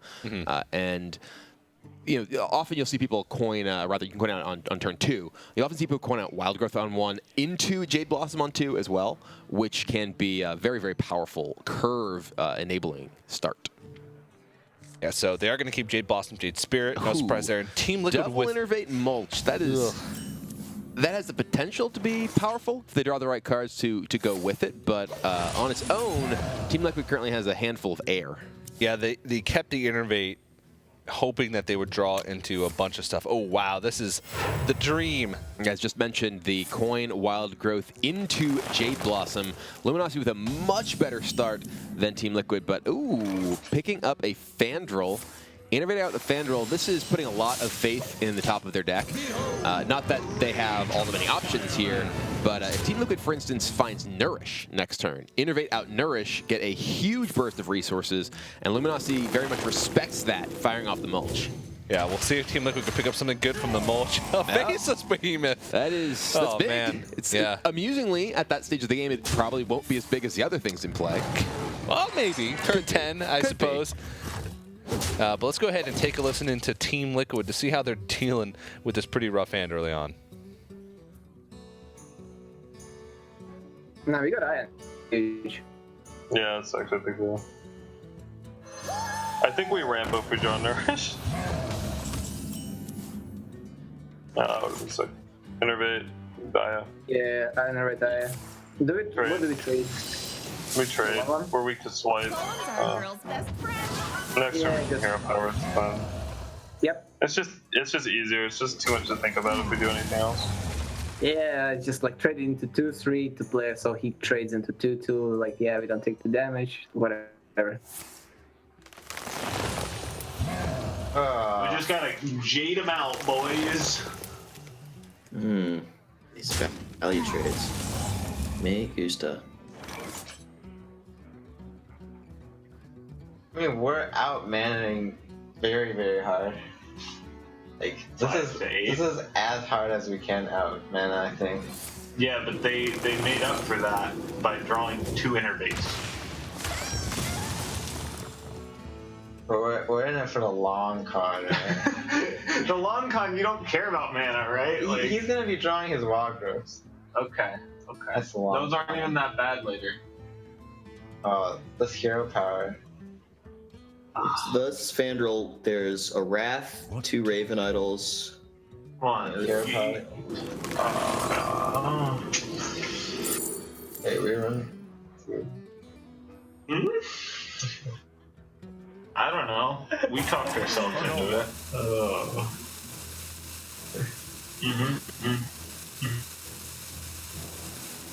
Good talk.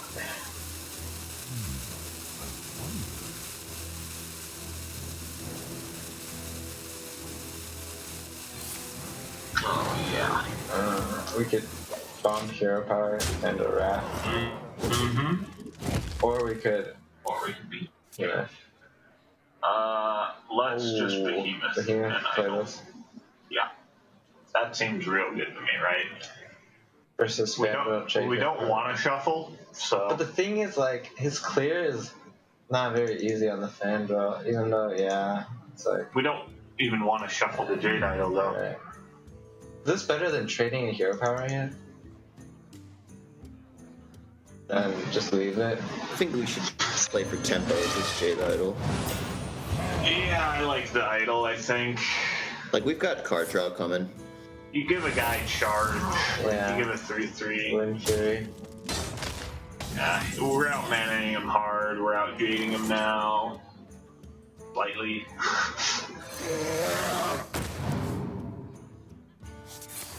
All right.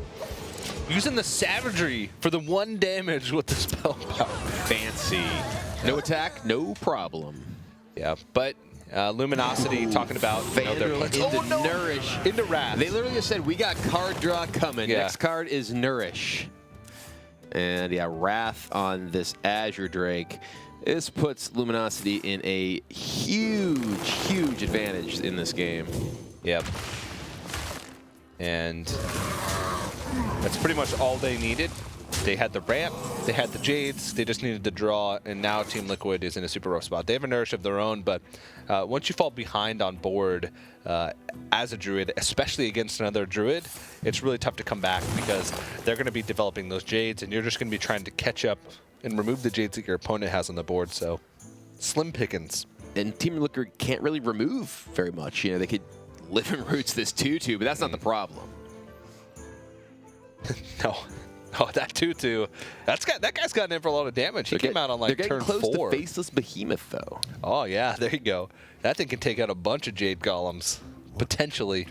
Usually like 2. But there's even an Aya on the other side of the board in the hand, which can cause some serious issues. Liquid just thinking about, you know, how they're going to win this game, and if that 2/2 is really relevant. Their Jade Idol is only, this one will only be a 3/3, I think. No, I believe there's a 4/4. 4/4? Okay. Yeah. Oh yeah, the IS summoned the 3/3. Right. Yep. All right. But let's go ahead and listen into Luminosity once again to see how morale is now that they've got the lead. Upset about earlier. I think We got to him. I think he's upset about this turn. Oh, that even gives us a swipe target. Yeah. Those are pretty easy plays. Yeah, I like Aya Swipe. Golems are a girl's Do we always have Aya in our Druid deck, right? So. Yeah, we're thinking about holding back info. Yeah.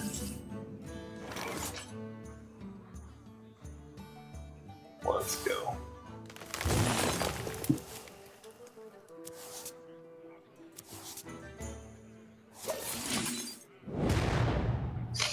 Give us more information. No, they will not give. Oh, they play the second. Play that. Do that. Oh, do we play on Deathwing? We have mulch for Deathwing. Oh, well, Wait, he only had one. How could he? He used 2 Innervates already. What's the He mulch only has 9 mana. He has a multi card, but he doesn't have a bait. Yeah. Second Raven. He gets second Raven Idol for Innervate? Is that... Play Jade stuff. I'll Yes. play one. Oh my god. Jade Deathwing. stuff. We don't need to play 2. We have Aya out. We actually kill him through death. Oh, yeah. Oh. Play both. Demoralize him like he did us. This is already pretty demoralizing. Wow. They're gonna leave with Warlock because game score matters. and it's a better matchup than Mage. Well, we got a little bit of actual quick analysis there at the end from Zalay. Game score actually matters, so let's just make sure that we're winning as many as possible if we go down. And there's the concede for Team Liquid. Not going to spend any more time in this game because it is over. I actually really like that exchange we heard of, we don't want to give away too much information. Of course, you have Aya in your deck. We can play our Aya, and then Dog just armoring up and being like, all right, give us more information. You really hear, what the two teams are thinking about, even in a game that is pretty much entirely lost. That game was decided. And they're trying to figure out how can we make this to our advantage. One thing that surprised me quite a bit is how quiet Liquid actually is. They have the lead right now, and they're just sort of, Dog, I guess we'll do this. And there's some are just like, okay. Well, Dog actually, they were saying, we've broken him. We're trying to demoralize him. He's exhausted. He does look exhausted. Yes, he does. Demoralized. So yeah, their plan is working. So again, Luminosity just has the Druid left remaining, so they have to win 2 more games with this Druid in order to secure their match victory. Still behind in the series though. Liquid, still 2 decks remaining. They have Mage and Warlock. Mage and Warlock, the Jade style decks, strong against Mage if it's Reno, could potentially be strong against the Warlock. So maybe still a chance here for Luminosity. Usually Warlock tends to be a pretty tough matchup for Jade Druid because it can be proactive. The Jade Druid needs some time to get going and doesn't have great ways to deal with, say, Mountain Giant or Twilight Drake. Yeah, if you do have Mulch, you do have a better shot, but you have to find that Mulch, and it can be difficult for sure. And there's also a lot of board clears. Against a deck like Mage, you are facing damage-based board clears, but those are much less powerful in the matchup than, say, Twisting Nether or Shadow Flame alongside Power Overwhelming. Could there be a potential for double Mulch?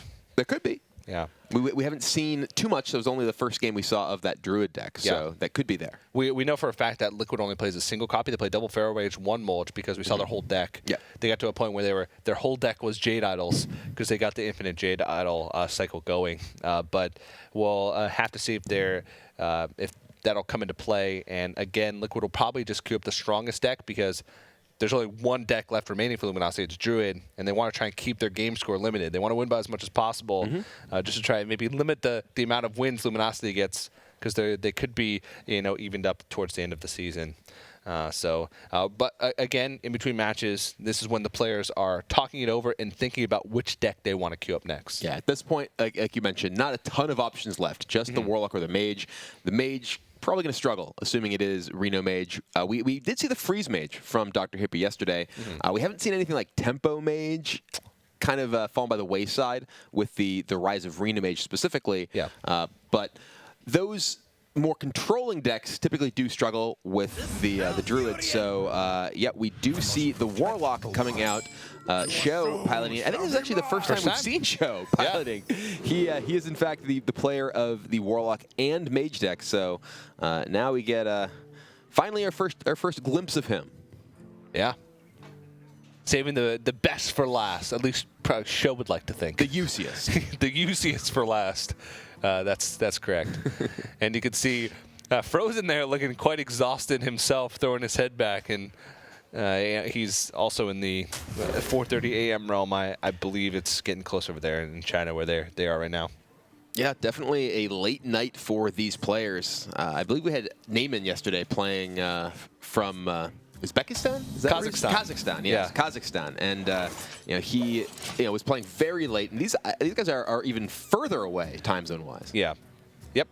So pretty rough for some of these players, but it's a global game, Hearthstone. Absolutely, yeah. I mean, and the competitions do not stop all across the world here. And Team Liquid with a pretty strong hand right now. They have Kazakhs already, and this is a matchup that the proactivity is very important. Also a matchup where having specific tools you can use to clear off the big boards is very valuable. In this matchup, you actually often want a Kazakhs for big amounts because you need large impact. It's not like the aggro decks where you want the ones to clear the board of small things.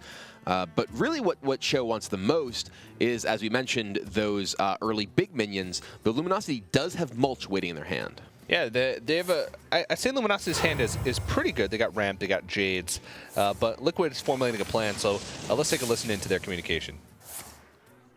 For mana? Yeah. No, for What? draw. For draw? So we I think play you go in the mana every here. time. Yeah, I play in King Buster. We just We we play can go. Kazakus next turn for tempo. Just go for like Yeah, a 5 minutes. 5 mana. 5 mana, Yeah, for sure. like 5 damage, summon 5/5 or something, or Yeah. I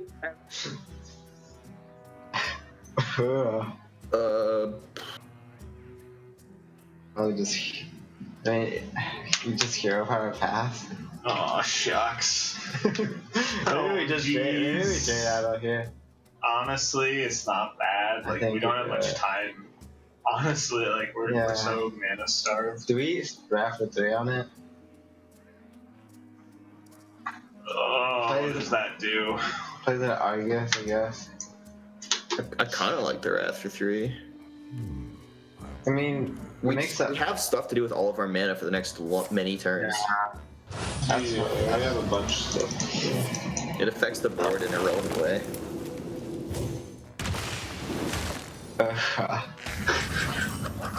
What's that feel?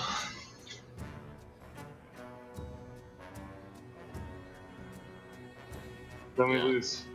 Just pick So- Kazakus. what do we need draw for? We don't have We just drop them next turn. They have to answer them, whether we have Argus yeah. or. Yeah, I guess it's something. fine. Yeah, just go for the Yeah. Kazakus 5 mana. And trade 1/1, right? Yes. Yeah. Round spike. Depends what we get, but yeah, 5/5 5 demon, yeah. and transform into mana. Transform. It's a pretty good tempo play. Yeah, okay, perfect. Next turn we can tap Bran if they don't play anything worth sheeping.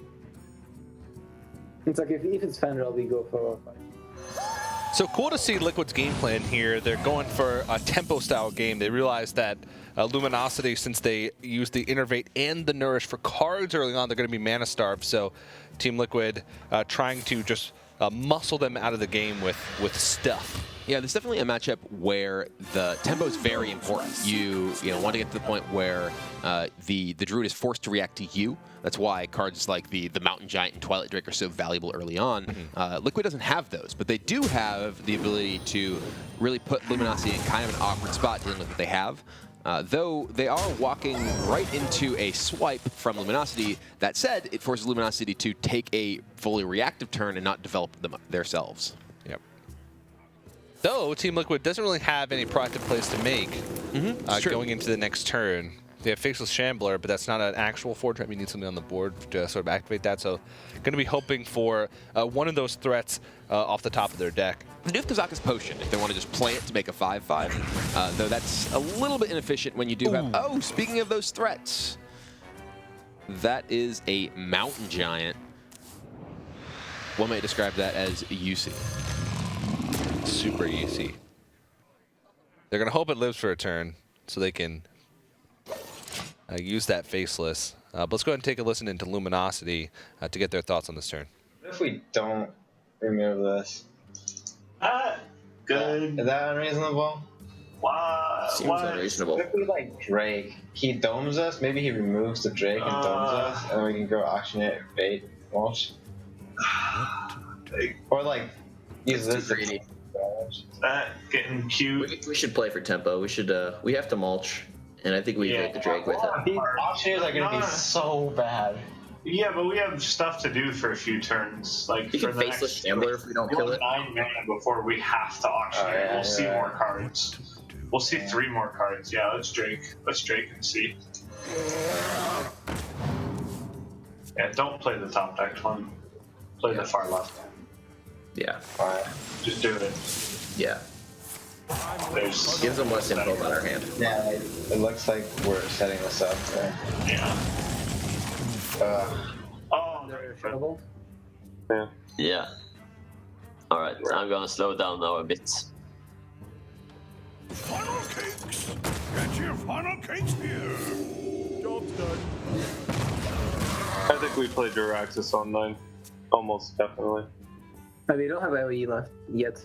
If you It get doesn't one matter. LE, like Shadow Flame on Twisted, we would definitely go for it. Turn might be Shambler. Just give it a sec. So what options do we have? We have Pio Shambler. Pio Shambler tap, which is bad. We're probably just on rag, to be honest. Yeah, just rag. Yeah. Everything Then we else. have Shambler for next turn. Yeah, on rag. If it doesn't hit a minion, we might lose. But if it hits a minion, we're probably okay. I mean, they will play around LE no matter what. Oh no. Oh no. Oh no. If it hits a minion, we're okay. If it doesn't hit a minion, oh no. I actually like their faceless Shambler with the power overwhelming play there. Bumping through that Jade Behemoth and then building a pretty large taunt. But they decided to go with the Rag, thinking that they could face a Shambler the following turn. What they don't realize is that there's actually 2 mulches. Yeah, we were with talking, Luminosity. is it possible they have 2 mulches in the deck? And in fact, they do. So this is a Jade Druid deck that has many more tools against big minions than the typical lists, which makes a lot of sense, again, given the metagame of banning specifically the aggressive decks like Pirate Warrior and the Shaman. Yeah. And Team Liquid's discussion, Nyria pointing out, we sort of need an AoE before we can play Jiraxis, but now they have a lot of options. Let's get an insight into Team Liquid's turn here. You never recover board from this position, right? No, we can. How? If you just get LE. Yeah, twisting another. What are we dead to, though? Like, we clear 3-3, right? How wide can they actually go on board? We died to Feral and Swipe or Feral.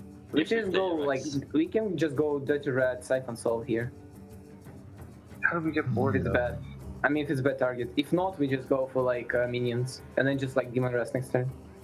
Yeah, I like Rat into Demon Wrath as well. Alright, go for it. Just go for Rat first. Pretty sure we signed Jiraxis. Oh, yeah. So we siphon that. Siphon and 1-drop. We don't play it. No, don't. We don't play it. That's bad. Yeah, don't play it. Yeah, let's do that. Let's do that. Let's start early. Could hit baits. We just go for the next one. Yeah. Well, you do that first. I'd rather do this. Yeah, I'd rather do gross, this gross, yeah. than. Okay, that's our second idol, so remember we have to shuffle that one. We don't think we can purely Jade him out. Oh. So we shuffle. Innervate shuffle. Innervate shuffle? Yeah, because we want to draw those. This poor guy. Then we Idle. spell. Yeah, it's fine. Just idle. Moonfire, Innervate. Oh. Innervate. Quick. Do we cycle more? No, we play. We just play that. Summon. We could have Wrath, I guess, but Summon was good. Trade. Oh, Summon's way better than Wrath. Okay. Alright. Well, that was a turn. I think they got the bug where we played two. I've got a bit of a bug in my. So our hand is Aya, Jade Behemoth, Feral Rage on the right. Yes. I think we Demon Rest and Polymorph, and then next turn we go for Attendee, Pure, Shadow Flame with Shambler. So we create kind of a board swing, and then we Jiraxus and try to like bank on this one. Okay. So like Demon Rest and Polymorph. Just Jiraxis earlier. So many possibilities. No, we win if we do, right? Maybe. Yeah, just go Demon Rest and the pull. Yeah, just go Demon Rats. Push.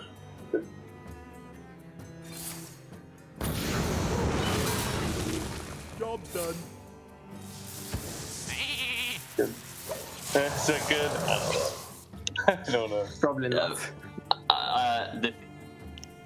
Seems like Team Liquid, a little bit of disagreement there. Dog wanting to Jiraxis on the few turns prior and take out the Jade Behemoth to try and get the ball rolling with the 6/6s. Yeah, and we saw things really went wrong for them when that Ragnaros missed, and they weren't able to have a powerful turn. And then speaking of powerful turns, Luminosity's last turn, they went nuts. Yeah. Auctioneer's a fair card. Yeah, Auctioneer double Wild Growth, so double excess mana, and then they hit the Innervate off the draw, and then they Innervate off the Raven Idol. And now they are eyeing for a 6/6 and a 7/7. So even if Team Liquid has that Shadow Flame play they were talking about last turn, there's an 8/8 going to be waiting afterwards. Yeah, which is going to be super tough for them to deal with. This, we might be going to the first game 11 of the Trinity Series. Which I think should happen a lot considering, the amount of counter decks. So we'll see if Team Liquid can find a way out of this, but don't really have much going for them in their hand. As you mentioned, the Shadow Flame play that they were planning to do really doesn't clear off the whole board, and they don't really have a way to handle the 9/9 that's going to come out from the Aya. Yeah, this is a really rough spot for Team Liquid.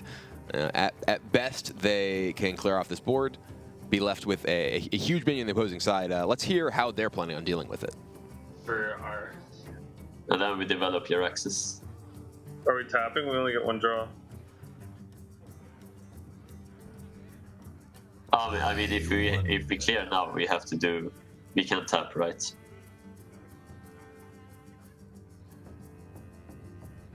I don't think we Shadow Flame here. What about Hellfire Arena? Nah, it gives him more damage. Just do whatever. Yeah, just go. So many gossip. Other order. Side effects? No. Trust me.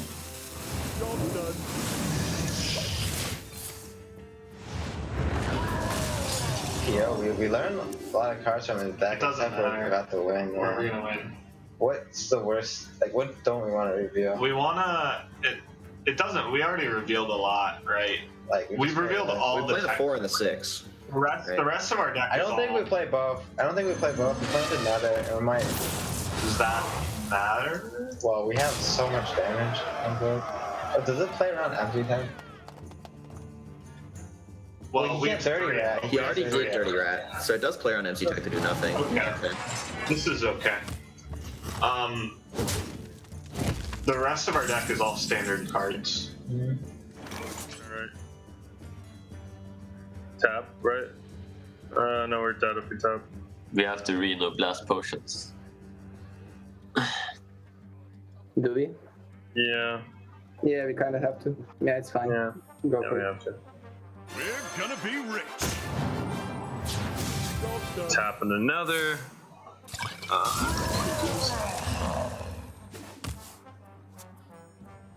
At least Team Liquid has a plan. They have to tap into Twisting Nether pretty much exactly next turn, or they're going to die. These next G is going to be 11/11. And even if they do, either they're going to die. They're probably going to die. I mean, Luminosity is already at the point where they're discussing whether it's worth playing cards just because they're revealing them to their opponents. Yeah, and that's usually the stage where you've pretty much 100% won the game. You more or less locked it up. And yeah, look at that Jade army from Luminosity. And we were saying very early on in this match how important it is for the Warlock to be able to be proactive and have those big minions that are tough for the dude to deal with. But Luminosity's tech choices of those double mulches really put Team Liquid on the back foot this game and are what allowed them to remove the Ragnaros and such and get to this position. So Luminosity definitely being paid off for their deck building decisions. All right, well, Team Liquid, they sort of have to find the Nether here. They could go for Emperor Thorstein, Faceless Shambler, which would keep them alive on board, actually, because the trades, they would have to trade in the Faceless Shambler, but it doesn't really get them any closer to winning. It just sort of delays the amount of time it's going to take Luminosity to finish the game. You get points for winning games, not for lasting turns. Doomsayer, that doesn't survive anything. There's a Zubat. They got that. They can play a couple tons. Now it doesn't. Zubat, Faceless Shambler, and Tournament Attendee doesn't save him on board because attack into the 3/3, hero power into the 2/1, and then just the damage from the Golems plus the Jade Spirit would be enough to push through. Almost out of cards. And yeah, Luminosity, they have the tools to punch through here. 25 damage on board with just a trade into hero power. Let alone, the cards in their hand. Yeah. time to demoralize, Yeah, I guess. I mean, they were saying earlier, we just want to tilt them. We want to demoralize them, make them exhausted, grind them out, and this has been quite a grind here. And we are going to our first Game 11 of the Trinity Series so far between Liquid and Luminosity. Quite different from our first match yesterday, which we saw 6-0. It was still a long series because every game featured a Murloc Paladin, but it's this one's a lot closer, and it's going to come down to game number 11, which will be Druid versus Mage. Yeah, and this is, depending on the Mage deck, generally pretty advantageous for the Druid deck. It is possible. I think that many players sort of overestimate just how big an advantage Jade Druid tends to have against a deck like Reno Mage, but it's still a big one. Yeah, and we're going to see who's going to come out on top of this series in just a few moments. We're going to a very quick break, but don't go anywhere. More Hearthstone Trinity Series right after this.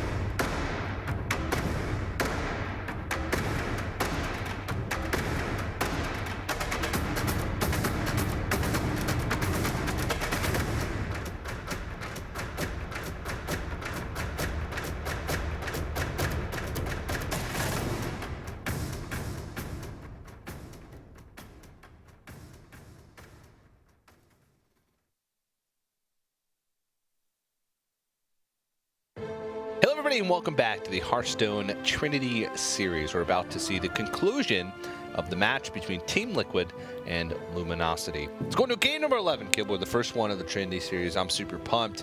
And it's Druid versus a Mage. We have not seen the Mage. Can guess that it's a Reno Mage? I think that's usually a solid assumption in the current metagame. Reno Mage is the most popular version of Mage right now. There are a lot of versions of Reno Mage, a lot of individual card choices that can really influence matchups. Not that many of them really influence this matchup a ton, but it could be a really tough one. Yeah, more aggressive cards, maybe more minion-based could be. But let's go ahead and take a little bit of an insight into the mulligan phase for Luminosity. I think the only way we lose is we get cheesed, right? And that helps us not get cheese. Not really. Okay. What helps us not get cheesed? Wait, yeah, let's talk about. Do you like Jade Idol on the play? With nothing else. Nah. I don't want to run out of cards that do things. Like, we're not in a huge rush to get the Jade going. That's the other way you lose, is you don't draw. I don't hit Wild Growth, Jade Blossom, yeah. Oh. Just don't keep Alex. Yeah. You kind of need to... Yeah, I agree. They might not even run double Feral Rage, to be honest. Like, they have 2 Idols and 2 Mulches. It's a lot.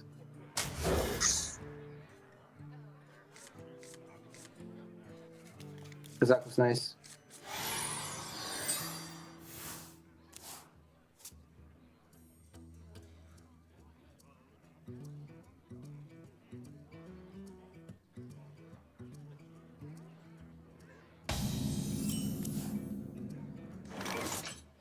So just hold. Play Blood Mage next turn. Oh no.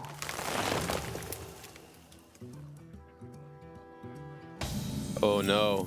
Oh no. For a few moments there, we actually thought it was a Freeze Mage because of the way they were talking. Did they run double Feral Rage? Yep. And you could see their hand, which was an entire set of cards that could have been played in Freeze Mage. But then saw them all against Volcanic Potion, Kazakus, and that went out the window. Yeah, and we heard Luminosity saying, well, the only way we lose this matchup is if we get cheesed. Mm-hmm. And, well, Kazakus right there, that's the card that can cheese them out.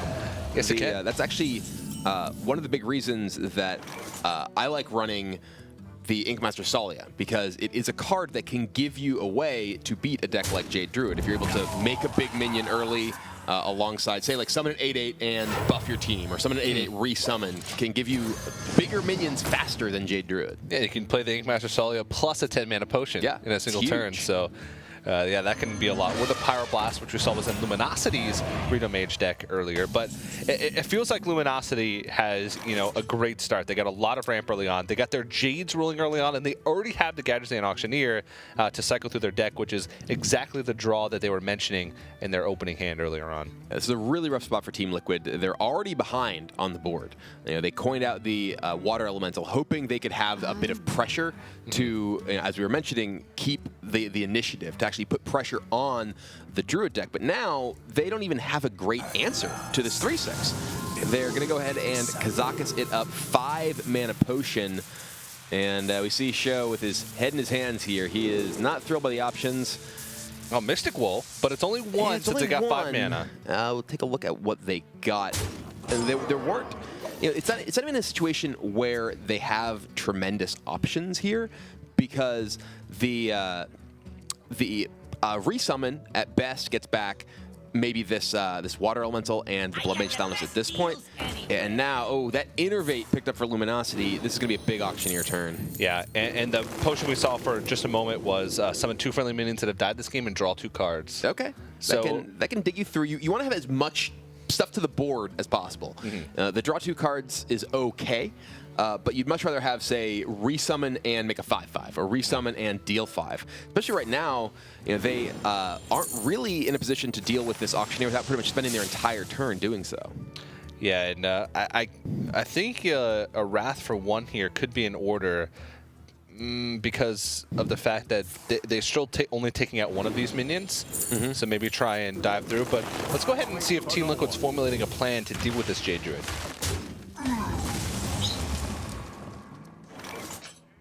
Okay, so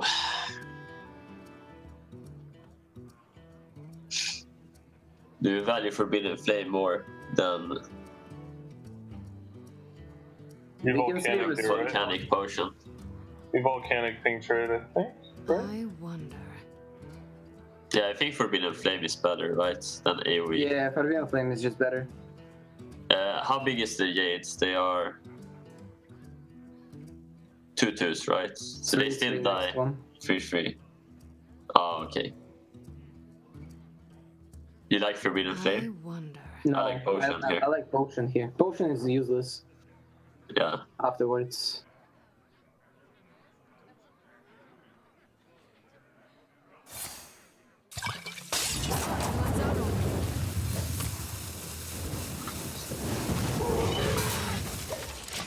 Oh, give us something good. Okay, that's our first one. Gotta go for crystals.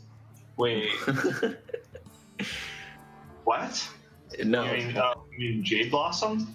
No. I guess that makes absolutely no sense. Yeah, what are you talking about? We just draw. Yeah, Yeah. just draw. I That's the weak turn. Okay, so we got both idols. Need to remember to shuffle Blossom. 1.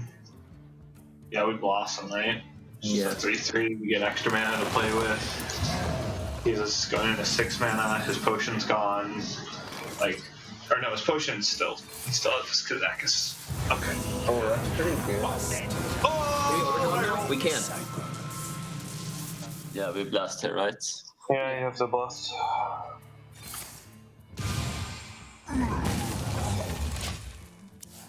Can I burn him somehow?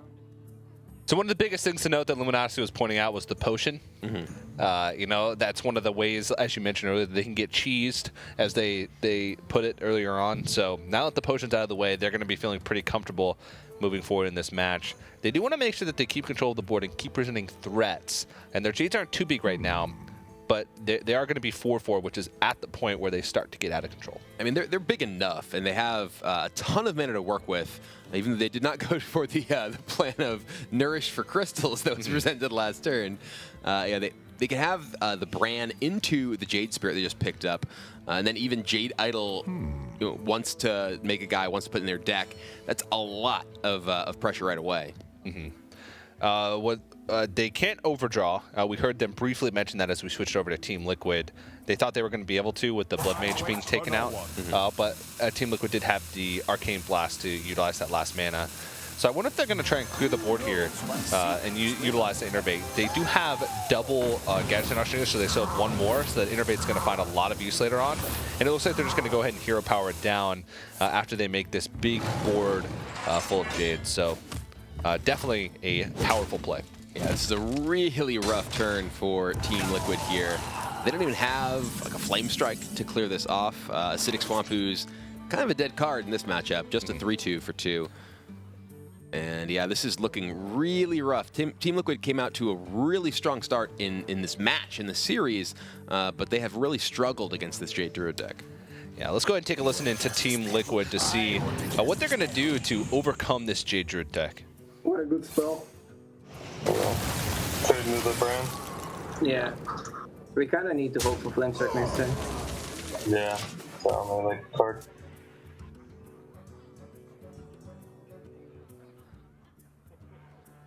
Good draw.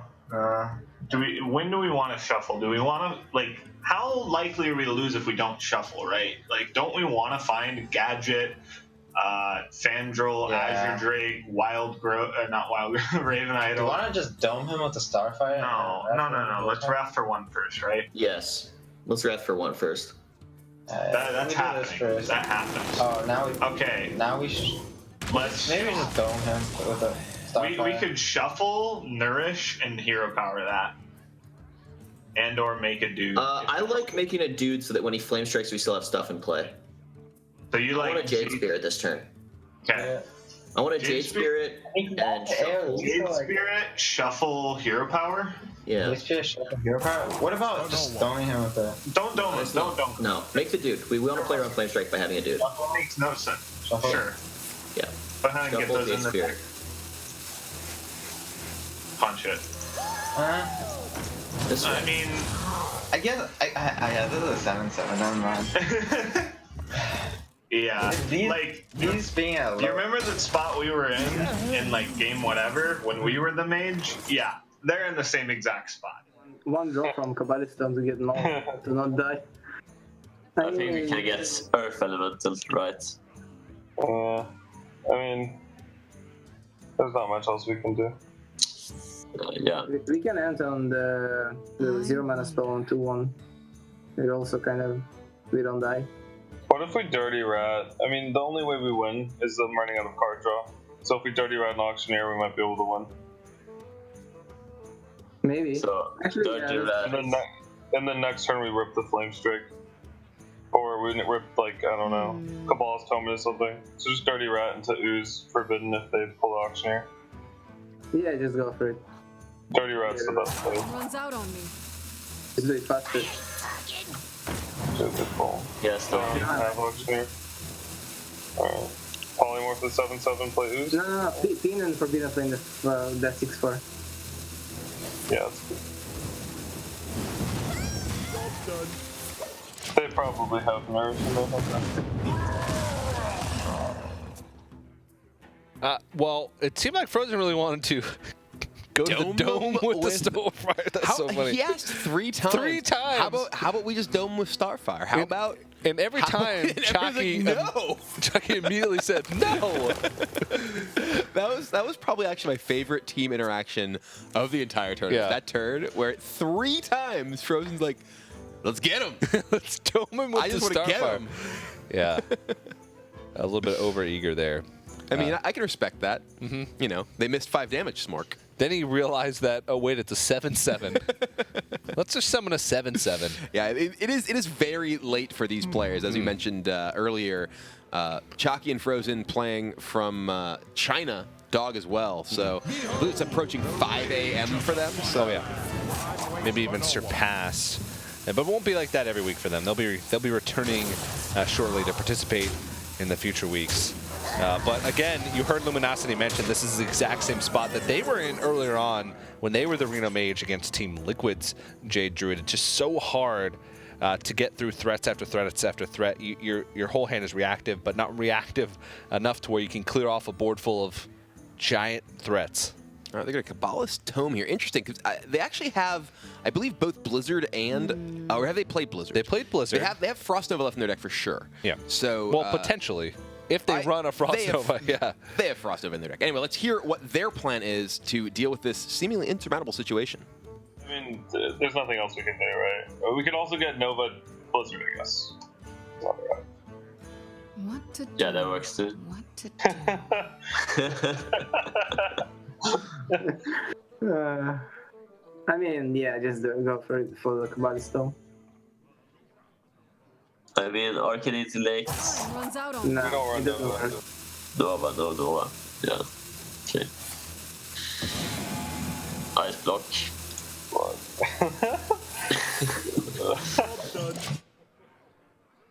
So yeah, next turn Arcanine, Cabal Courier Nova. I mean, I second Ice block, and then we just like twist another, and we still die. Pop him. We can't die from. We want to set up lethal through Reno, right? We don't want a Pharaoh Rage either Because we can just use the... So, yeah, we don't... Wait, do we play one minion? No. Like, just Drake? Why don't we play the Behemoth? Oh yeah. Well, he can't do that now because he has to Reno. Don't we want to we- set up lethal through Reno with Behemoth? A lot. 9. We have... If he Reno's the 8/8, we have 10/17. We don't have lethal, so we Drake, right? Yeah. Wait, Because don't we we aren't Behemoth? filling board. We aren't filling board, and he's out of his Dirty Rat, so we can't like Dirty Rat Frost Nova and blank us. What's the issue with filling board? Don't... I don't think we play this. We have Starfire, so there is We no could play real it issue. honestly, but it feels bored, so it also gives them a better. The bully. He's bullying us. Job's done. Well played. I feel like Soleil went unheard there in that turn. He did, but Oh, well. worked out all right. They're in a pretty good situation, able to pop Reno, or pop, deal 30. Here, these are Deal the words. 30 You damage. don't have to pop Reno. Reno just is played. Kill your opponent through Reno. That's what I meant. Yeah. And yeah, when you're in that sort of situation, you can kind of do what you want most of the time. Yeah, and that's going to be Luminosity taking the series all the way to game number 11, the first full-length series that we've had here. It's only week 1, though, so maybe many to come. Luminosity overcoming a situation where they were down in the series, which can be tough in last year's standing because your opponents usually have decks to counter those specific ones. And there you can see their run. Jade Druid getting a lot of work done for actually both teams in this series. Yeah, it was a very, very powerful deck, and we've seen a number of decks that may underperform on ladder. Jade Druid, Murloc Paladin. They've had a lot of success in this format when many of the aggressive decks are banned out. And we actually saw the Shaman go through. Liquid left up the Shaman for Luminosity. They failed to get a win with it, but despite that, we're still able to come out on top in the match. Yeah, and we'll see with the aggressive decks, sort of being out of the way, if Jade Druid will be another one of those decks that we see, have quite a bigger power level when faced with a format like this one. It was the same case with Murloc Paladin yesterday. Mm-hmm. When there's not too many aggressive decks to prey on it, it has a lot more success. Yeah, absolutely. And we heard a little bit from Gara yesterday toward the end of the day, talking about how he hopes to see the format kind of develop and evolve week to week. I'm definitely hoping that maybe in our next match today we'll get a chance to see Rexar. Kind of hasn't happened yet so far. Every team has chosen not to play him, but there's a lot of possibilities given the very different nature of this metagame compared to the normal ladder. Yeah, let's go ahead and take a look at how the standings play out after that match. With Luminosity's win, they join G2 and Tempo Storm as the teams that have put themselves on the top side of that standings. And then, of course, Team Liquid will join Virtus Pro and Alliance down at the bottom to fight back next week. But a good game score for them. Out of the 3 teams that have lost so far, they've won the most, so definitely good. You can see Complexity and Cloud9, the 2 teams that have not played, but don't worry, they're coming up in a match next, which will happen very shortly. So looking forward to that one. But Team Liquid, I mean, trying to look at, some of the things that, faltered there for them. Not really much. They had a few weak decks. Maybe the pick and ban strategy didn't come back to bite them, considering they were able to beat the Shaman right away. Yeah, they had a very overall solid performance. I mean, it was a very close match. Unfortunately for them, the things lined up very poorly in the last match. Maybe just given how things were looking, they needed to queue the mage earlier. Perhaps they needed to reserve something that was stronger against the druid for later on. Yeah. Also, I think that Luminosity got very well paid off for their tech decisions with the double mulch, allowing their Jade Druid to overcome the Reno lock, which can be a very tough matchup. Yeah. All right. Well, we do have an interview with one of the players from the winning team. It's Zalay from Luminosity. Hey, Zalay, can you hear us? Yeah, I hear you. Sounds good. Hey, man. First off, congratulations. It's your first match in the Trinity Series. How'd you feel? Did you guys enjoy the experience? Yeah, it was awesome. I really love playing team formats, and like Best of 11 last year, standings fun. And the fact that we get to ban 2 patches classes also makes it like so different from the ladder experience, which is pretty cool. And that totally changes a lot of tech choices in a lot of decks, right? Like the double mulch you guys were just talking about. Yeah, that ended up working out for you guys well because you went into a matchup that's usually pretty tough and were able to overcome. What do you think that things are going to change a lot over the next coming weeks now that a lot of these teams have seen the format once they've played in it, have seen some of the weaknesses that their lineups may have had? Do you think we might see a lot of different decks and strategies moving forward? Things will definitely change some. It's going to change some more for some teams than others. I definitely noticed that some teams did a pretty good job of adapting for week 1 by changing out the tech cards, and other teams kind of were playing more laddery decks, and those teams are probably going to make more changes having seen week 1. All right, man. So your team has some colorful personalities that we got to see throughout the broadcast during the listen-ins. How does it feel playing in a team format with Chalky and Frozen? It's awesome. These guys they're great players and they're fun to hang out with. That's part of what I love about Hearthstone is okay to play on your own, but it's even more fun when you're playing it with a friend for sure. Were you? We heard you sort of in one of the late matches, saying that you were gonna try and tilt dog. You were gonna take your slow time with your turns, and then Chalky and Frozen like, no, both of us are still awake here at 4 a.m. Do you think they got you're giving a little of their own medicine there? I mean, we're just having fun, honestly. I don't think it really matters that much one way or another. We're just trolling around a bit. I don't know if you heard it, but in the last Jade Druid matchup, there was one specific turn where Frozen kept wanting to dome the mage with the Starfire. Did you even hear him when he was going on? I was listening to him. I strongly disagreed with the play. It didn't make any sense to me. He said it 3 times. That happens. It was great. He asked 3 times in one turn, and all 3 times you and Chalky were vehemently like, no. He'd also asked in the previous turn if he thought you should nourish for crystals at 8 mana. I don't know. Maybe it was really late in China for him. It is late, and it's easy to make mistakes, especially when you're talking to other people, because just being around other people, it kind of distracts your mental process from focusing on Hearthstone as well. And final question, a question that we've asked everybody, is Rexar, is the Hunter class gonna make an appearance sometime soon, you think? It might. We talked about it. I would say definitely over the course of the Trinity series, I would expect Hunter to pop up at least once and maybe a lot. At least once, maybe a lot. That's I'm going to quote you on that. Looking forward to it. But congratulations once again, man. Look forward to seeing you guys play again next week. Thanks. See you, man. All right. Well, match 1 in the books, but we're going to get right in to the second match of the day.